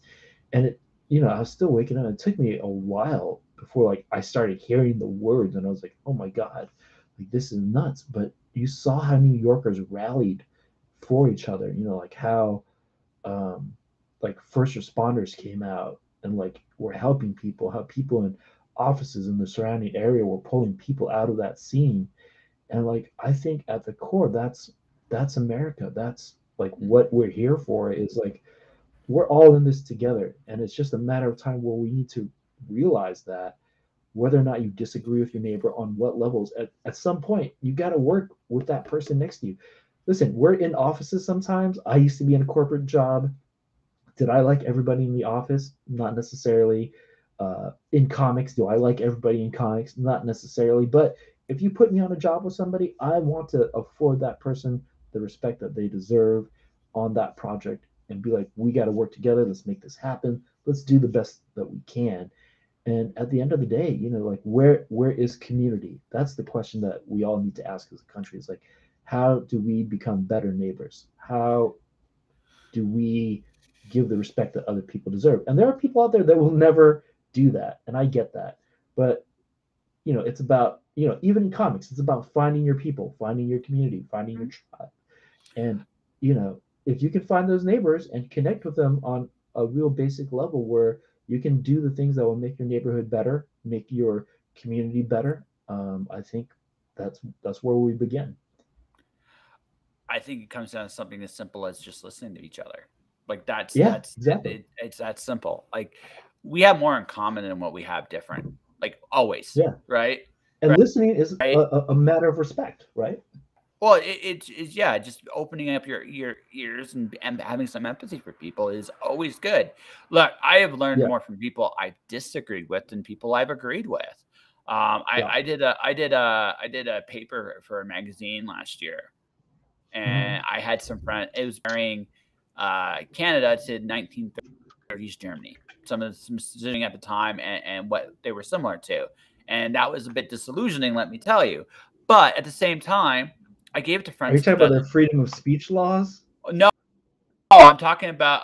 Well, at the time I wrote it, I was Uh, looking at the Vax Pass system and comparing it to some of the things that had happened in Germany, and yeah. the comparison I actually went with, because people don't know this, the VaxPass blockchain and the punch cards for Germany were made by the same company. Hmm. So that's where I started with it, and then I started looking at the decision propaganda, the way things were marketed, and the patterns were very similar. Not completely the same, but they were similar. So I gave it to Yeah. some. I gave it to some friends. I gave it to some friends. One that lives in Germany now, and one who's whose grandparents descended from that era. You know what I mean? Yeah. So we had a real like the one that descended. We had a great discussion. She read my paper and completely disagreed with.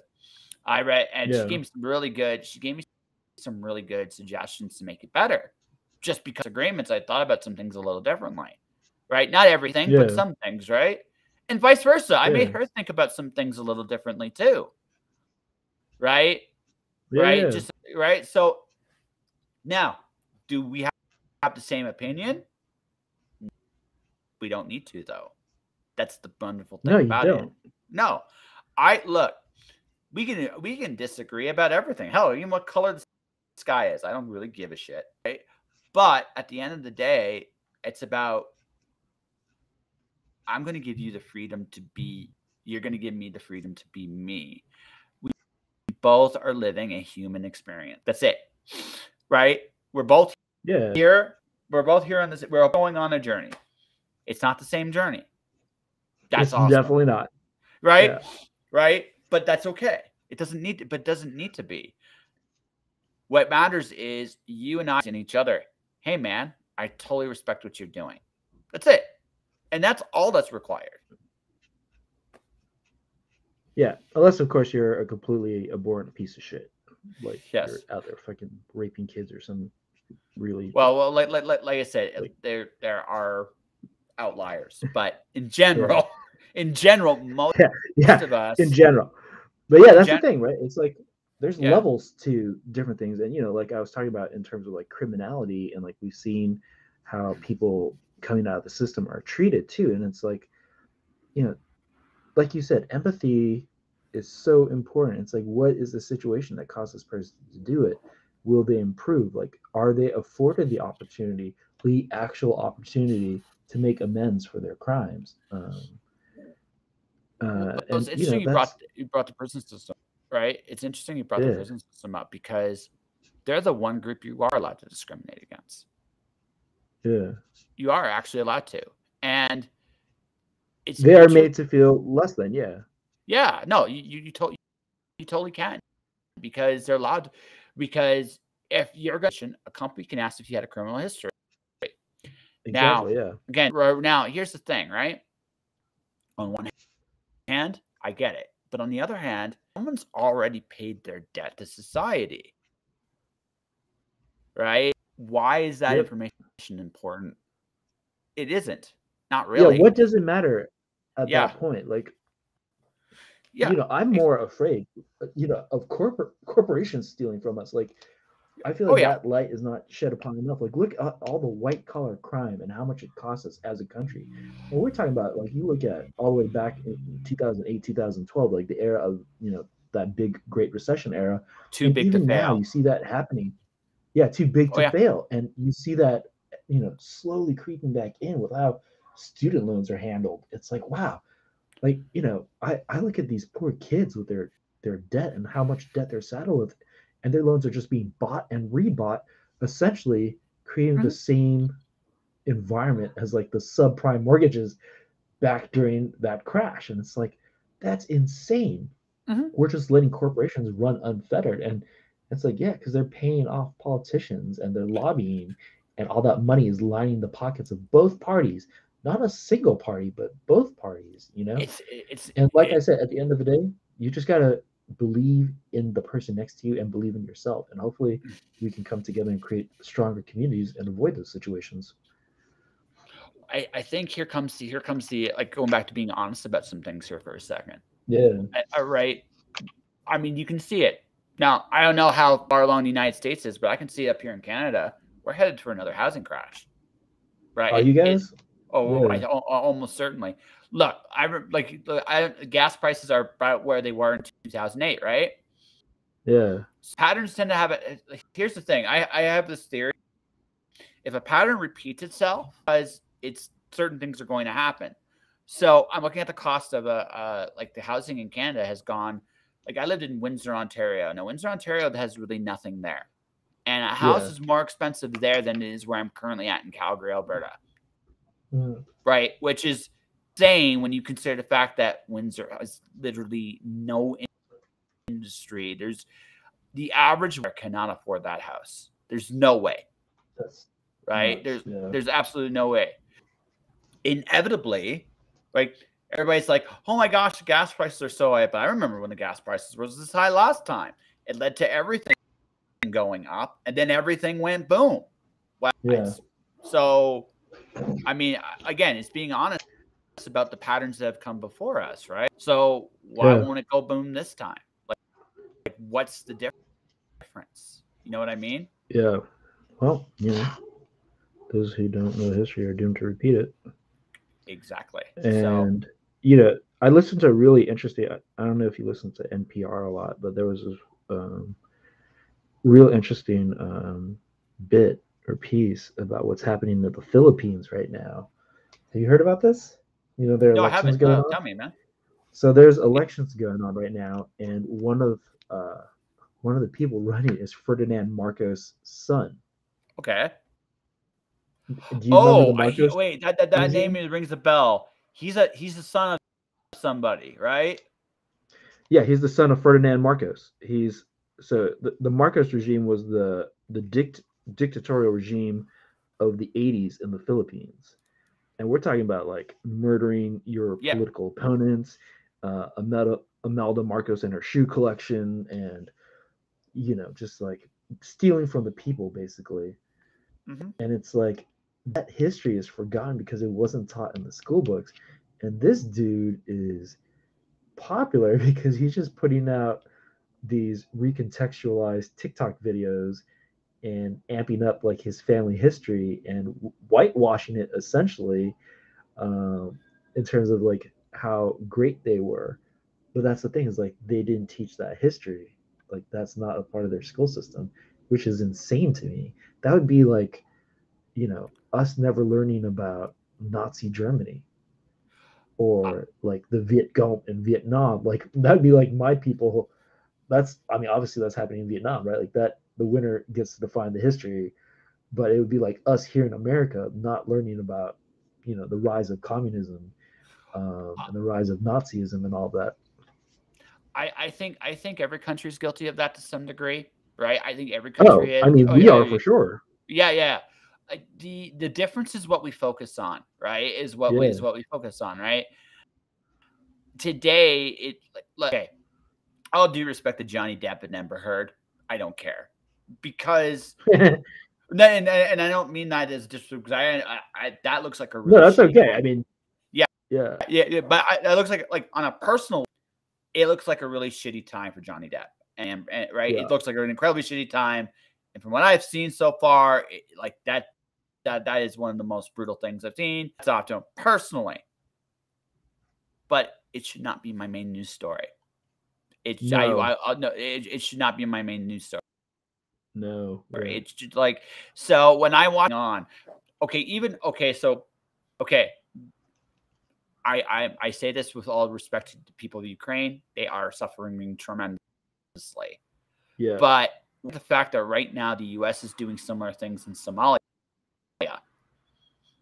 that the Russians are doing to the Ukraine. And I Yeah. have to ask is what's the difference? And I don't say that with any like disrespect to the Ukrainians. I don't think that what's going there is right. Yeah. But when I'm looking around and I see that like we're doing things just as they are, what Yeah. makes us right and them wrong, right? And I think we're both wrong, just to be very clear. But Yeah. no one's looking, right? It's like what No you one's looking. see No one's is this. talking about it.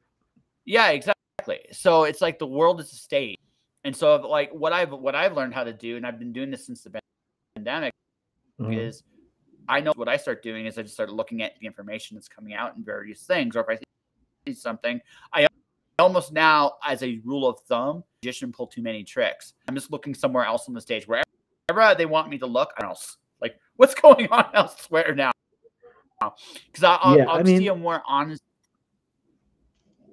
that's the tough thing too. Is major media news is like so Oh, editorialized. absolutely. It's like, Oh, I mentioned earlier, it's ad copy now. It's advertising more than it's actual news.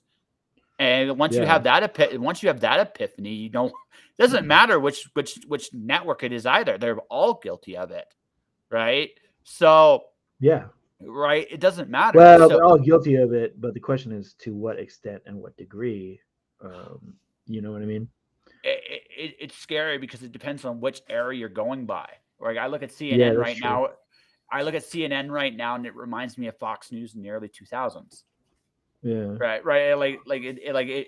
It's almost the same exact tactics, right?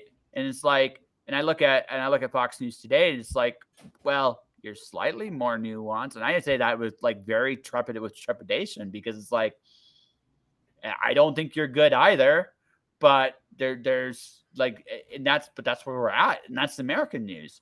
Canadian news, I mean, our prime minister is our government is the chief funding officers for our news, which means Yeah. which, so what that tells you is they're going to say whatever the government wants them to say. So that is a very so when you have that much, like I said, I think the media is the biggest problem, is the biggest culprit today, because it used to be that the media would be against the system and reporting things beyond it. Now it feels like it's part of the system itself. I mean, in a way, like television network news to me has always been that. Yeah. Not so much local stuff per se, but that's not to discredit like newspaper outlets either. It's like there is genuine good work being done. The question is it poor reporting, or is it diabolical? And I feel like part of the problem with the educational system in this country is like people have had it dumbed down where they don't have any critical thinking, and they're not willing to look. Like you say, you're willing to go and do some research and figure it out. But also, people aren't, in this country in particular, aren't equipped for that. Like they are just like jumping online and look at it. It's like something that was really troubling because I worked for the Rand Corporation for 10 years, and obviously that's all research. But after I got out of there, I came up in the sciences, and I always loved reading journals and figuring out what's happening, what's new in science. And I started discovering that there were conservative outlets that were funneling money into fake online journals to create bum kiss like just and that blew my mind. It's like, wow, that's where this money is going to. Like, so sometimes, yeah, and it goes. So science today goes into two ends. Like there's that, and here's the other end, right? Advertising dollars, grants, right? yeah. He who pays for the science, a very specific result, whether or not money talks, bullshit walks, as they say. Well, So people bring that up, and I've seen that argument. But here's the thing: science is very competitive. And if you've ever worked in a lab, and I've worked in a lab, I've worked in an oncology lab, a neurosci lab, and we're talking at UCLA, and obviously I worked for the Rand Corporation. At some point, that's going to get revealed, because that's the thing about peer-reviewed journals is you put up the data, and somebody is going to come after you and try to reproduce those results. And that's the thing that people forget. It's like, somebody tried to get into an argument with me, and this is why I try to just leave online arguments alone. It's like you can't speak reasonably to people. It's like you, as a private citizen, if you have the wherewithal, you yourself can do the research. You can actually reproduce the results and do the experiments. You can hire out a lab. You can spend time learning the chemistry, the biochemistry, the physics, whatever involved. And then you yourself can test those results out. And that's the thing about science is, at the end of the day, you can say what you want about who's funding it, if you want to talk about Soros or Gates or any of that. But, generally what happens is grant money, people don't know necessarily where the grant comes from all the time.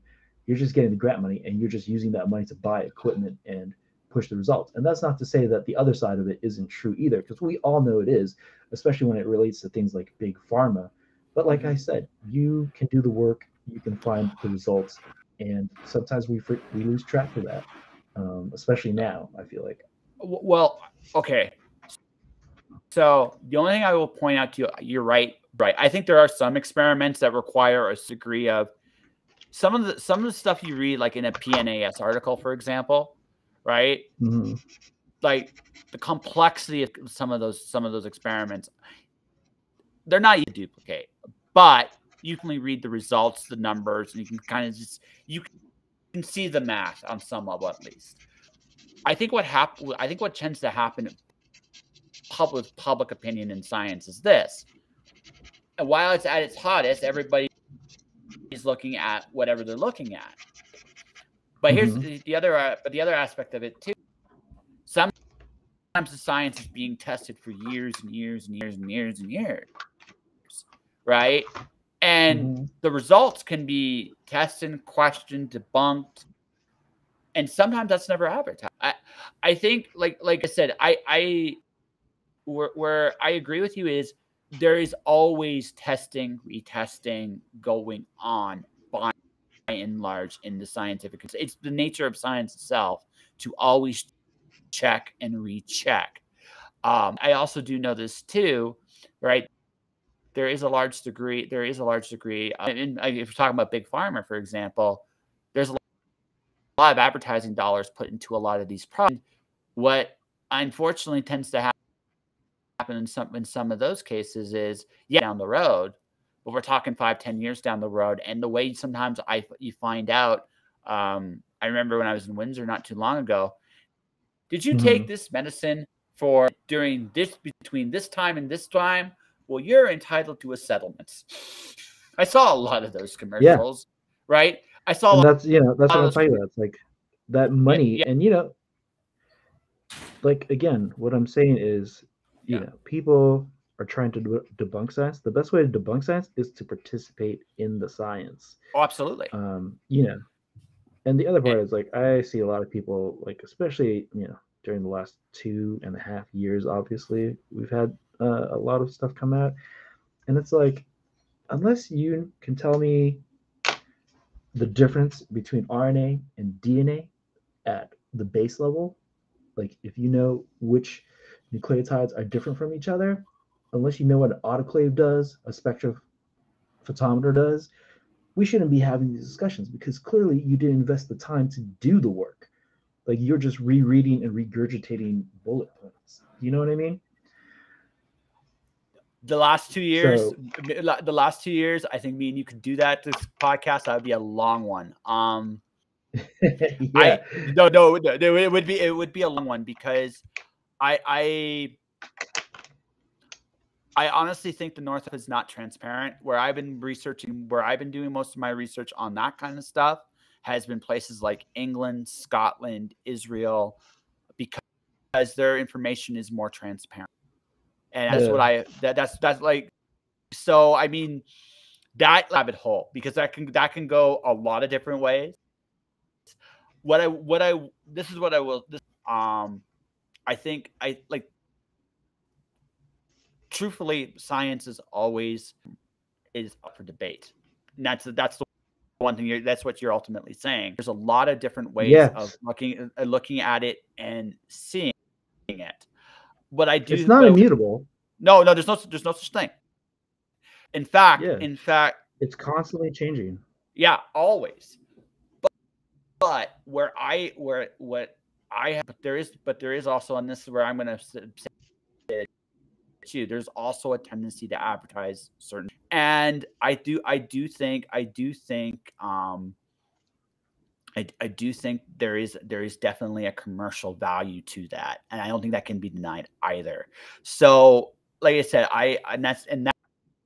that's where I think we'll leave it, because again, that could be a deep little conversation for Yeah, another that's definitely couple a of deep hours. dive. Yeah, that's a But deep dive, go. but yeah, but no, but but that's the thing, right? It comes down to, um, like I said, this is where I think we both will agree on.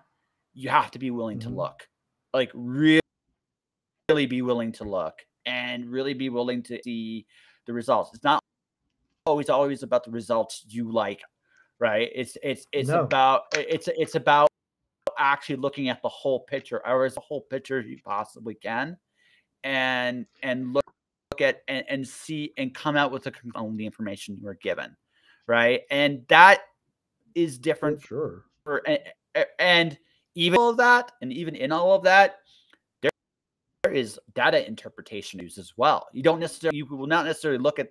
I can come up with a conclusion based on certain data, and you can come up with a different conclusion with the same data, and that interesting when you get to those nuances, because that can be Yeah, but that. that's also part of the problem. Is that's what I'm talking about. Is are you Yeah. qualified to look at the data and figure out what it means? And a lot of people doing it aren't necessarily qualified. That's what I'm saying. unless we all have the same basic knowledge and skill set to interpret that data. I'm not saying you need to leave it to the experts per se, but Well, there are okay, people better knowledge. totally there are people with better knowledge. Yeah. But I would go, but this is maybe where I would push slightly is then in that particular case, should there not be someone with a like again a can with a very transparent and clear voice too, like that's the again looking at I would say that North Yeah. American data in particular failed at that. Hmm. Right in particular, so. Yeah. And I think honest, and I thought, and that transparency undermines the credibility. Like they say, trust the experts, but if there Yeah. is a lack of transparency, what happens there is there's a lack of credibility too, and For sure. Yeah. that you right. So, as far as say, like I don't, I always encourage people to seek their own questions and answers, but when you do that, don't be afraid to ask around, get opinions, even from different experts. I've seen experts disagree over the same data, and it's hilarious because they both make great points. One's a more popular view sometimes than the other, but it's a great way of learning to understand.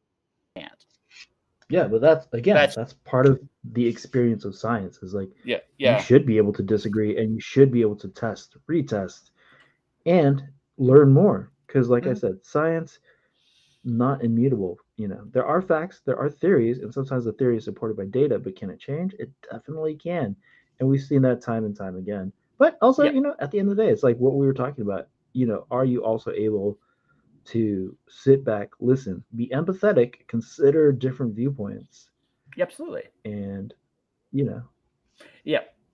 Like and at that point, once you realize those things, then you can kind of make a an even, and we can agree to disagree. That's fine yeah, too. and that should be okay too. Yeah, that's the thing Yeah. people forget Yeah. is you don't have to agree with people to be friends unless again they're completely abhorrent people. Yeah. And it's weird because like listen, I'm not a Trump supporter, but my family is. Like I have family members that voted for him, although their opinions definitely have changed since January 6th. But I would hear people all the time be like, "Oh, I'm cutting my family off. Oh, I'm abandoning my family," and I just think, no, I would never No, say that to it's my like family. These no. are yeah, these are the people that still support me to this day that I love dearly. And do I agree with their opinions all the time? No. Do I find some of their opinions abhorrent? Sometimes, yes. But, just because they're misguided doesn't make them completely atrocious people. Because like, I can see what they do. I'm next to them and I see the work that they put in and the good work that they put in, and how they treat other people just, on a base level. And that's not to say that, the other people are not having horrible experiences with their family members. It's just that's not my experience with my family. No. And we can Oh, disagree, and that's family for me. And even my friends, I have some friends that are like ultra conservative, and it's like that's okay. Like that, if you believe that, that's fine. well, I mean, going back into new, right? Yeah. My grandmother doesn't like either Trump or Biden, but she'll tell you Oh, yeah, I that don't like them. I don't no, like no, no, both no, of no, no, them. no, no, Yeah, no, for no, sure. no. Wait, but she'll tell you, and this is just an honest thing, because she's a Yeah. retiree. She benefited more from Trump than she did from Biden, A lot of right? people will tell you that. I mean, that's essentially why a lot of my family Yeah, yeah, vote Republican. yeah. And you can't fault people for having that opinion, right? You're going to look at what's most beneficial for you, right? But Yeah. that doesn't mean that Donald Trump smells like roses, right? And you know what? On the same time, there are people that benefit from Biden. There are right. Yeah. That doesn't mean Biden's shit, doesn't stink either, right? But again, that's a nuance, right? I can look at parts of things I like about Yeah. both of them, and I can look at things that I think weren't with both of them, right? So I just like Yeah. that's that's human nature. I don't necessarily believe in absolutes with anybody because No, that's the thing is at the end yeah, of the day, like I said, we are people, and the question really is, you were talking about intent earlier, which is like such a great thing. It's like, what was this person trying to do? And yeah, if they fall on the wrong side of history, obviously, if you're a Hitler, that's fine. You can be dead and buried forever, fly two middle fingers towards you. But at the same time, there are people who are, we look at any politician. I feel like we're at this weird point where we're putting too much faith in politicians, and that shouldn't be the case. Because, like I said, we all have faults, and it's like, if you look at yeah. your faults, would you mirror that to another person and be like, oh, that person's perfect compared to me? And then at the same time, it's like, are you just going to be the first person to cast that first stone? You know what I mean? And it's just Mm-hmm. like, yeah, that should not be the focus. And I've had conversations with people about both politicians, both parties, obviously, and it's sad that we are so focused on this political dichotomy that we exist in here in the U.S. I don't know how it is for you guys, in the Great White North, but there's problems. It's just a question of whether people are going to band together to fix some of those things, and hopefully they're things that are worthwhile. And hopefully some good change comes out of it at the end of the day. I think ultimately we have the same problem, and that's Yeah, this. Like, if we want to go like the big Uber problem, yeah, right? We have so much wealth concentrated in too few areas, and I think yeah. That is for real. yeah, no, that's absolutely for real, right? It doesn't matter where you are in the Yeah, world. This is a huge no. problem. It's what's happening is it's coming out different ways depending on where you are in the world. In Mhm. Canada, we had the truckers' protest in February, right? Oh yeah, I remember that. Yeah. Yeah, that's created a very interesting divide in Canada, right? Hmm. And part of that's how Huddle handled that. Part of that is then how people see the truckers, right? Good, bad, or indifferent. But that is a clear signal when something like happens, right? That's a clear signal that at least somewhere in the system is malfunctioning. Don't get to Yeah. that kind of a demonstration or protest or whatever you want to call it without something being ignored, or because that's the nature of all these kind of gatherings is it's calling attention to something, good, bad, or indifferent, whatever you think Yeah. about them, right? That doesn't matter. What matters is there's a problem, and so that's what's happening here. You guys, for you guys, I think what's happening is your system's down. One of the things that's happened since with 2 years is states have actually seized more power in this time. They've actually taken back some of their powers and rights during this whole ordeal. What's interesting about that is what's happening is because all this wealth has been concentrated in so many areas, Hmm. and with technology being okay, the fact that you and I are right now, you're in California, Yeah. right? And I'm Yep. in Alberta, Canada. Yeah. We are having a conversation. You have drawn some really kick-ass shit. I've drawn some okay shit, and we've had this great conversation. Yeah. So right, and as a result, this would not have been impossible 10 years ago. But that No, I also, mean, it would have been possible. It would have been really slow. yeah, it would have been really, really not like this. Like it would have been impossible, No, right? not like this. Yeah. You're right. So think about what that where it's hit. We no longer have to play by the same rules. So we have a wealth problem, and we have new technologies that made communication and service, like even how you serve people, right? You can Yeah. draw customization. How you do business in the last 10 years has changed dramatically. Oh, So, completely. right. So now what's Yeah, happening? for sure. So what's happening is this is my big Uber crazy theory. We're Uh-huh. heading towards decentral. We're heading towards decentralization. My only question is, will it be a straight decentralization, or will it Yeah. be, for a better term, do we have a Tower of Babel moment before we decentralize? I'm not I sure way see what that's you're going to saying. Yeah. right. That would be a great story to explore. We should do a short about this. Yeah, Like no, an we could. anthology. You know, Yeah. I'm a big I'm a big Babel because it's the Yeah. idea is not really that far fetched. It's just it's actually now with the tools we have. So the Mhm. question is, which way are we likely to go first? Right? I think in the States, this is my opinion. I think this is the difference. I think between both countries. I think Canada's Mhm. more prone to go to the Tower of Babel. I think your country's more prone to just straight up decentralize.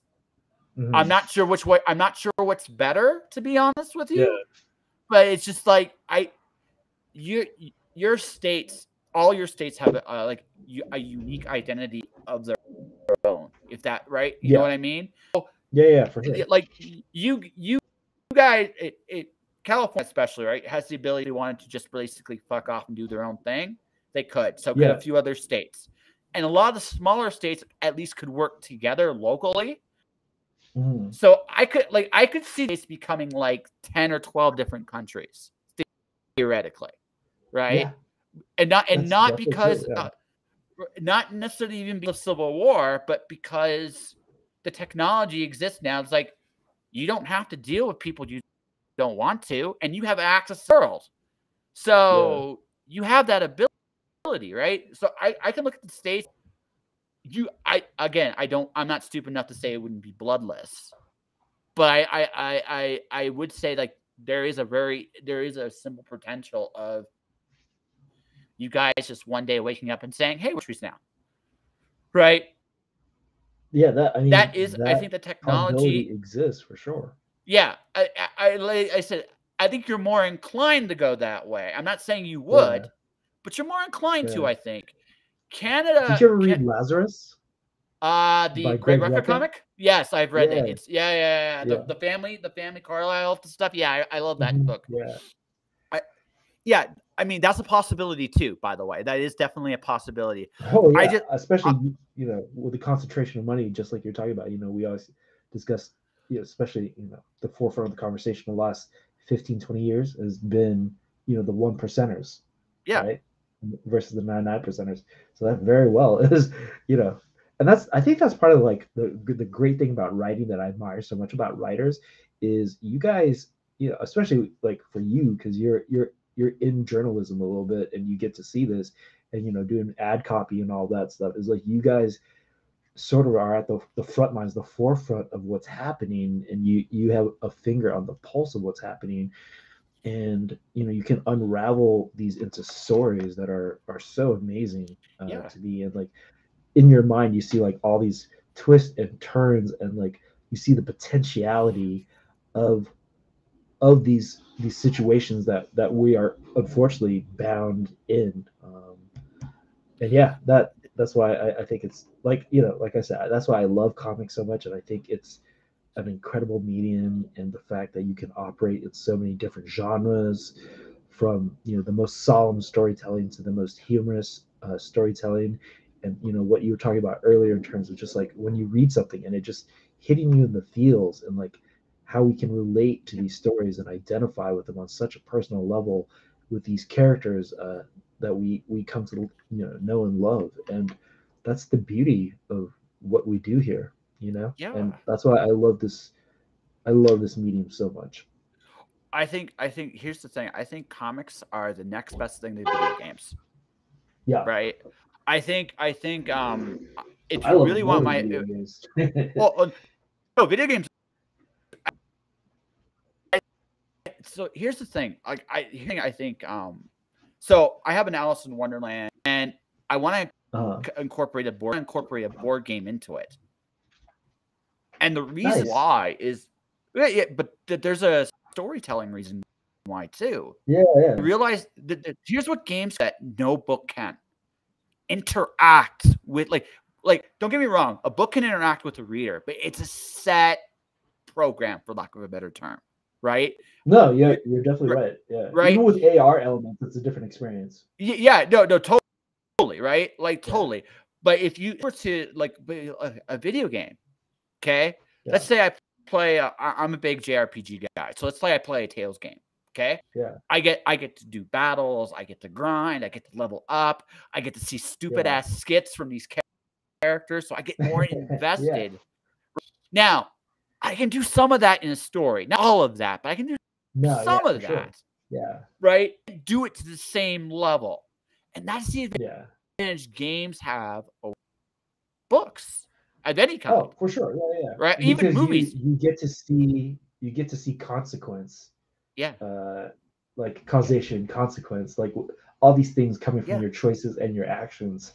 So yeah, for sure, that's the enjoyable part of games. That's why we play them, and that's Yeah. why they activate our imagination and our mind. But I'm just saying, for me personally, I love comics. No, And I do. I don't say No, that no, no. to stop playing games anymore.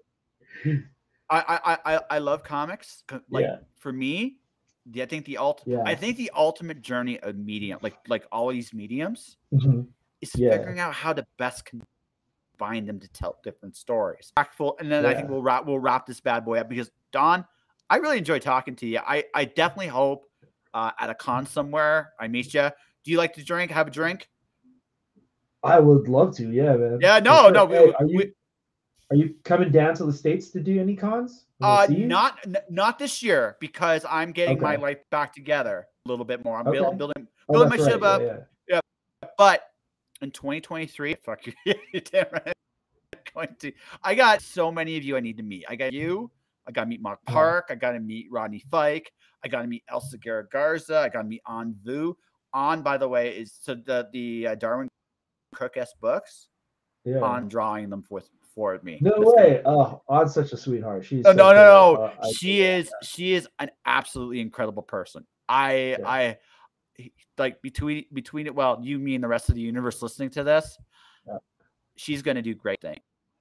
Like Yeah. honest to God, she's I just things. shout out to my Vietnamese people. I'm just call her Anne for a second. But yeah, Anna's fantastic. Mog is amazing. Obviously, Mog is an illustrator for Game of Thrones, and that crew, Mel, Mog, shout out to them. I love them so much. No, They oh my always God. rock. No, And I'm a big fan of all of them. I'm a big fan of Mel. Mel is actually he's both the sweetest and the scariest of the three of them, right? Because he's so he is suave though, man. no, he's the coolest dude. But here's Yeah, the he thing. is. Here's the thing. I figured out the dynamic. He's the big bear of the group. Like he will protect his people. Like I never get Oh on yeah, his for bad sure. side. Mel's Papa Bear. Yeah. Yeah, no, yeah, he's Papa. Like he is the second most intimidating guy I've ever met. Like the intimidating was no, because I could see it in him. Like he's a genuinely one of the sweetest guys. Listen to this. I think he's incredibly sweet, but he's very protective of his family. You can see that in him when you talk to him. But like so I know this I know this Russian like she's 22 now. She's a Russian. She's a singer. Her mom is so it's like I'm Yeah. I'm gonna be Mama honest. Lion. I get it. Yeah, no, mom, no, that's Mama Bear. Like that's literally what that's her nickname, Mama Bear. So it's like, yeah, no, legit, right? But it's one of those things it's like they're a cool crew. It's honestly, man, I've been very humbled because I've met just so many amazing people. Like are just doing I'm so glad incredible here. things down there. Yeah. So and you know what? It's great conversation. I love talking to Mel and Mog and all the time. They're so cool, and I hope to meet. That's the thing, man. People always say don't meet your heroes, and I feel like I've been very fortunate in comics to meet a lot of my heroes, and they've all been super cool people. Like I haven't had any real bad experiences, and we've heard some stories about some people in there, and that's okay. Maybe they were just having a bad day. Who knows? But for the most part, it's been such a fun and wild ride in comics, and I just hope to keep making them, and hope people keep enjoying what we're doing out here. And yeah, hopefully, I'd love to see where your Kickstarter is going, and let me know when it drops, man. No, dude. Like I hope to get one by the end of the year. I'm not sure which one's going to be first, but I do want to hit one by the end of the year. But before we wrap up, I gotta ask this one big question for you. Okay. Because you've done a lot of cool shit. What project have you done has taught you the most? What project have I've done that has taught me the most. I feel like Yeah. there's a lesson to be taken from everything I've done. Absolutely. Absolute. No. Because it's odd to single it down to one thing, but If you can't. the biggest hurdle for me, and this is why I love Dustin Nguyen so much. So I started out doing a sketch blog from my phone. Like I had gotten a Galaxy Note 2, and it was like the most amazing thing to me. Which is funny because I had seen the Galaxy Note 1, I wasn't impressed by it, but the Galaxy Note 2 was also Wacom digitized, and the first time I picked it up and used it, I was like, oh my god, this is like drawing on paper. This is amazing. So I started doing the blog from that, and I was fortunate enough to also be known as a guy who does work from his smartphone and can storyboard from his smartphone. And then people are like, "Oh, I know this guy who can storyboard from his smartphone. He'll just Dropbox you the art, and his rates are really reasonable." And I've done designs for people and stuff like that, and so I feel like I've just been lucky to have some really good friends that are really supportive, uh, that have helped me through the journey. But Dustin friended me, because I think he thought my username winning it was hilarious. He was like, "Why didn't I think of that first?" But he would see me post art all the time when he started following me. And one day at a con, because I would always go and buy sketches and like artwork and prints and stuff from him. He was like, "Hey, I see your artwork all the time, man. Are you making something? Like, are you coming out with anything soon?" And I was like, "No." And after like 2 or 3 times of him saying that, I was like, I swear to God, I'm gonna make something and hand it to this man, because I want to show him that I can do this and be proud. But for me, it was hard because it was always about, am I good enough to put out a comic? And I always felt like, no, I gotta be like my favorite artist. Like I have to be at that level before I can do it. And here's the secret to breaking into comics. Ultimately, the secret is make a comic and put out that comic, and make another comic and put out another comic. And I always joke about that because that ultimately is all you need to do to get into comics. It's like, as long as you make a comic, it doesn't have to be Marvel paying you, it doesn't have to be DC paying you or Image paying you, and not anybody's necessarily going to pay you until you make that comic. And then somebody, if you go and table at an event, talk to your local comic shop, try to get a signing, bring your books, and hopefully you start making fans that way. People come back. And so the first big project for me, the first major publication that I put out, I've been printed out through a buddy before, but my first project, what some people know me from, is doing Inktober. So in 2017, my buddy Andy Nordwell and I, who we had met at San Diego Comic Con's Comic Creator Connection panel, which is run by Toucan Learning. He was like, "Hey, are you going to do Inktober?" And I was like, "Yeah." And he's a guy who had pitched to me before, and he had an amazing pitch, and we just never landed like the right time. But he was like, "Hey, how about we do Inktober together? I'm going to write a story just based on whatever the prompt is for the day, and then you do the art." And yeah, so for 31 days, we did extemporaneously, because he would send me chapters every day, or he would just randomly come up with an idea and tell me what to draw. Um, he wrote 31 chapters in 31 days, and I did 31 plates of art. And, we self published. And that book was an official Inktober project. That means that Jake Parker, the creator of Inktober, gave us his blessing to use that project, his logo, and credit him with it, which was an amazing experience. So shout out to Jake Parker. Thank you very much for doing that. And yeah, we did that in 2017, and then magically somehow the book in 2019 went #1 on Amazon Kindle, top 100 in print. We beat out a Star Wars art book, 2 Legend of Zelda art books, and like a Metal Gear Solid book, which is insane. And I love having the graphic on my table to show, hey, look, Star Wars #2, Siren Song #1. And this is coming from a guy who deeply loves Star Wars. I love Star Wars so much Dude. that you don't even know. But just that moment where I was able to make that project, print it out, and I also had to like learn how to backwards program CSS and Cascade and stuff like that, in order to Oh. create the ebook, which is Oh. okay because I guess it's just like souped up HTML. And No, no, I no, no. stopped. See, yeah, I know. It's like I no, I just Sorry, I just had flashbacks to when I did CSS. I mean, it really screwed me up. So yeah. Anyway, Yeah, continue. I didn't know, but I figured out how to reverse engineer it and make it work, and so I was able to program the ebook as well. But then after I did that, I was like, now I know why people get paid to make ebooks. Yes. So kudos to people converting their books to ebooks. But yeah, so we did that, and I went to a convention. I just handed Dustin the book, and I was just like, thank you so much, dude, for just like, believing in me enough to ask, like, hey, what are you making? Like, when is it coming out? And yeah, I feel like I've been on a tear since then. But yeah, that's the biggest hurdle. That's the thing I always tell people. The difference, what sets you, the fan, on the other side of the table, from me, the guy back here, like making comics and doing commissions, is just the fact that I decided to put in that time and energy to make something and to constantly keep doing it. And that's the hurdle I think a lot of people want to overcome.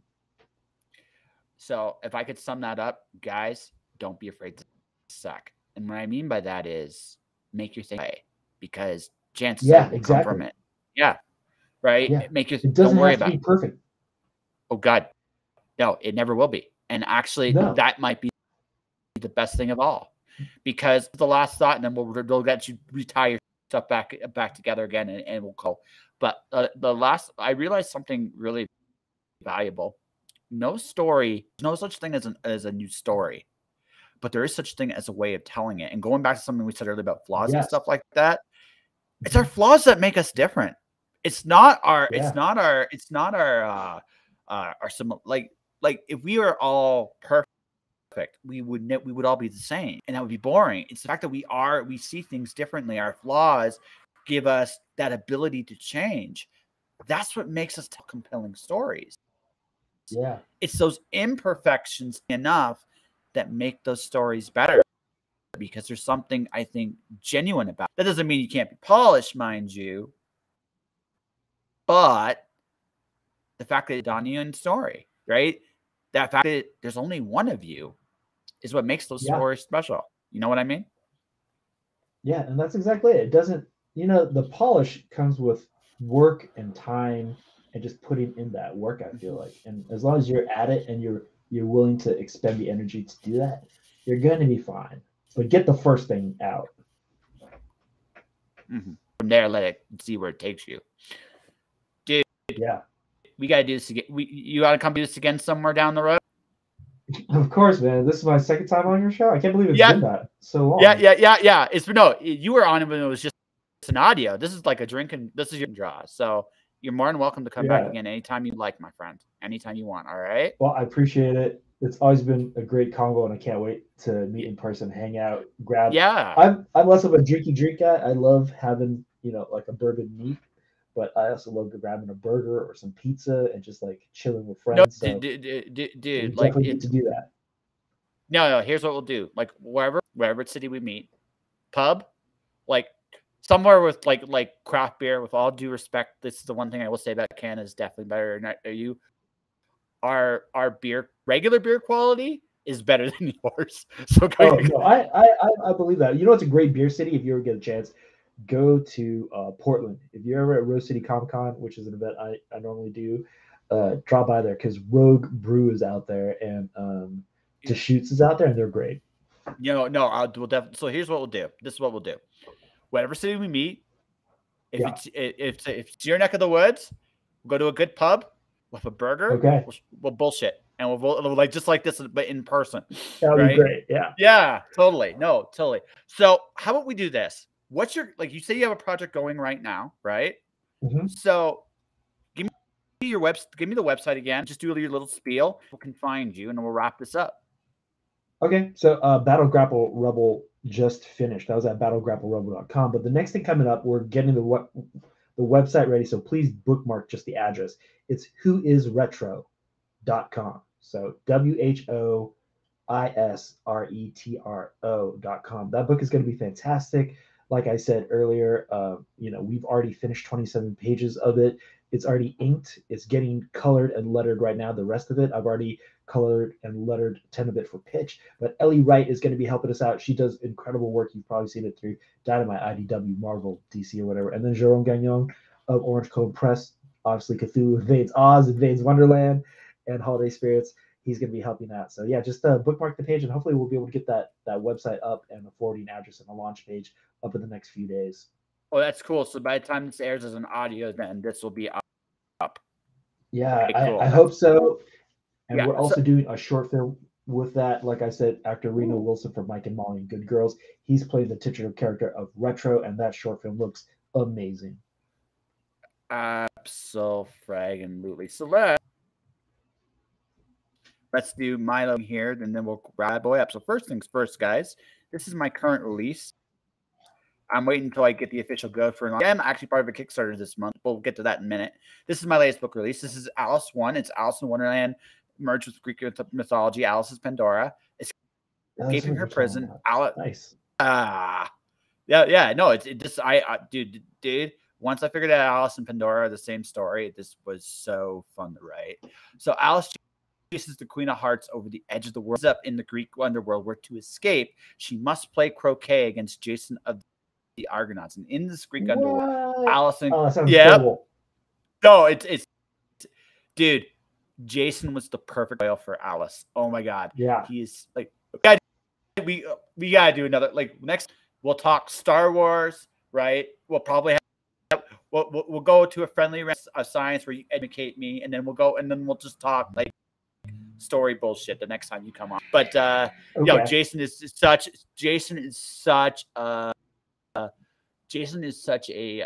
he's a hero because he wins. And once I really had the story I wanted to tell with them. But yes, in this Greek underworld, Alice. So in my story, by the way, Alice opens Pandora's box and gets a certain Cheshire friend inside her head. That's how this works. All right. Yeah. So in the Greek underworld, and by the way, Alice Zero, the first one, was the one out for the Algon Awards. So I mean, I did okay with it. So that's in awesome. So and to finish my pitch.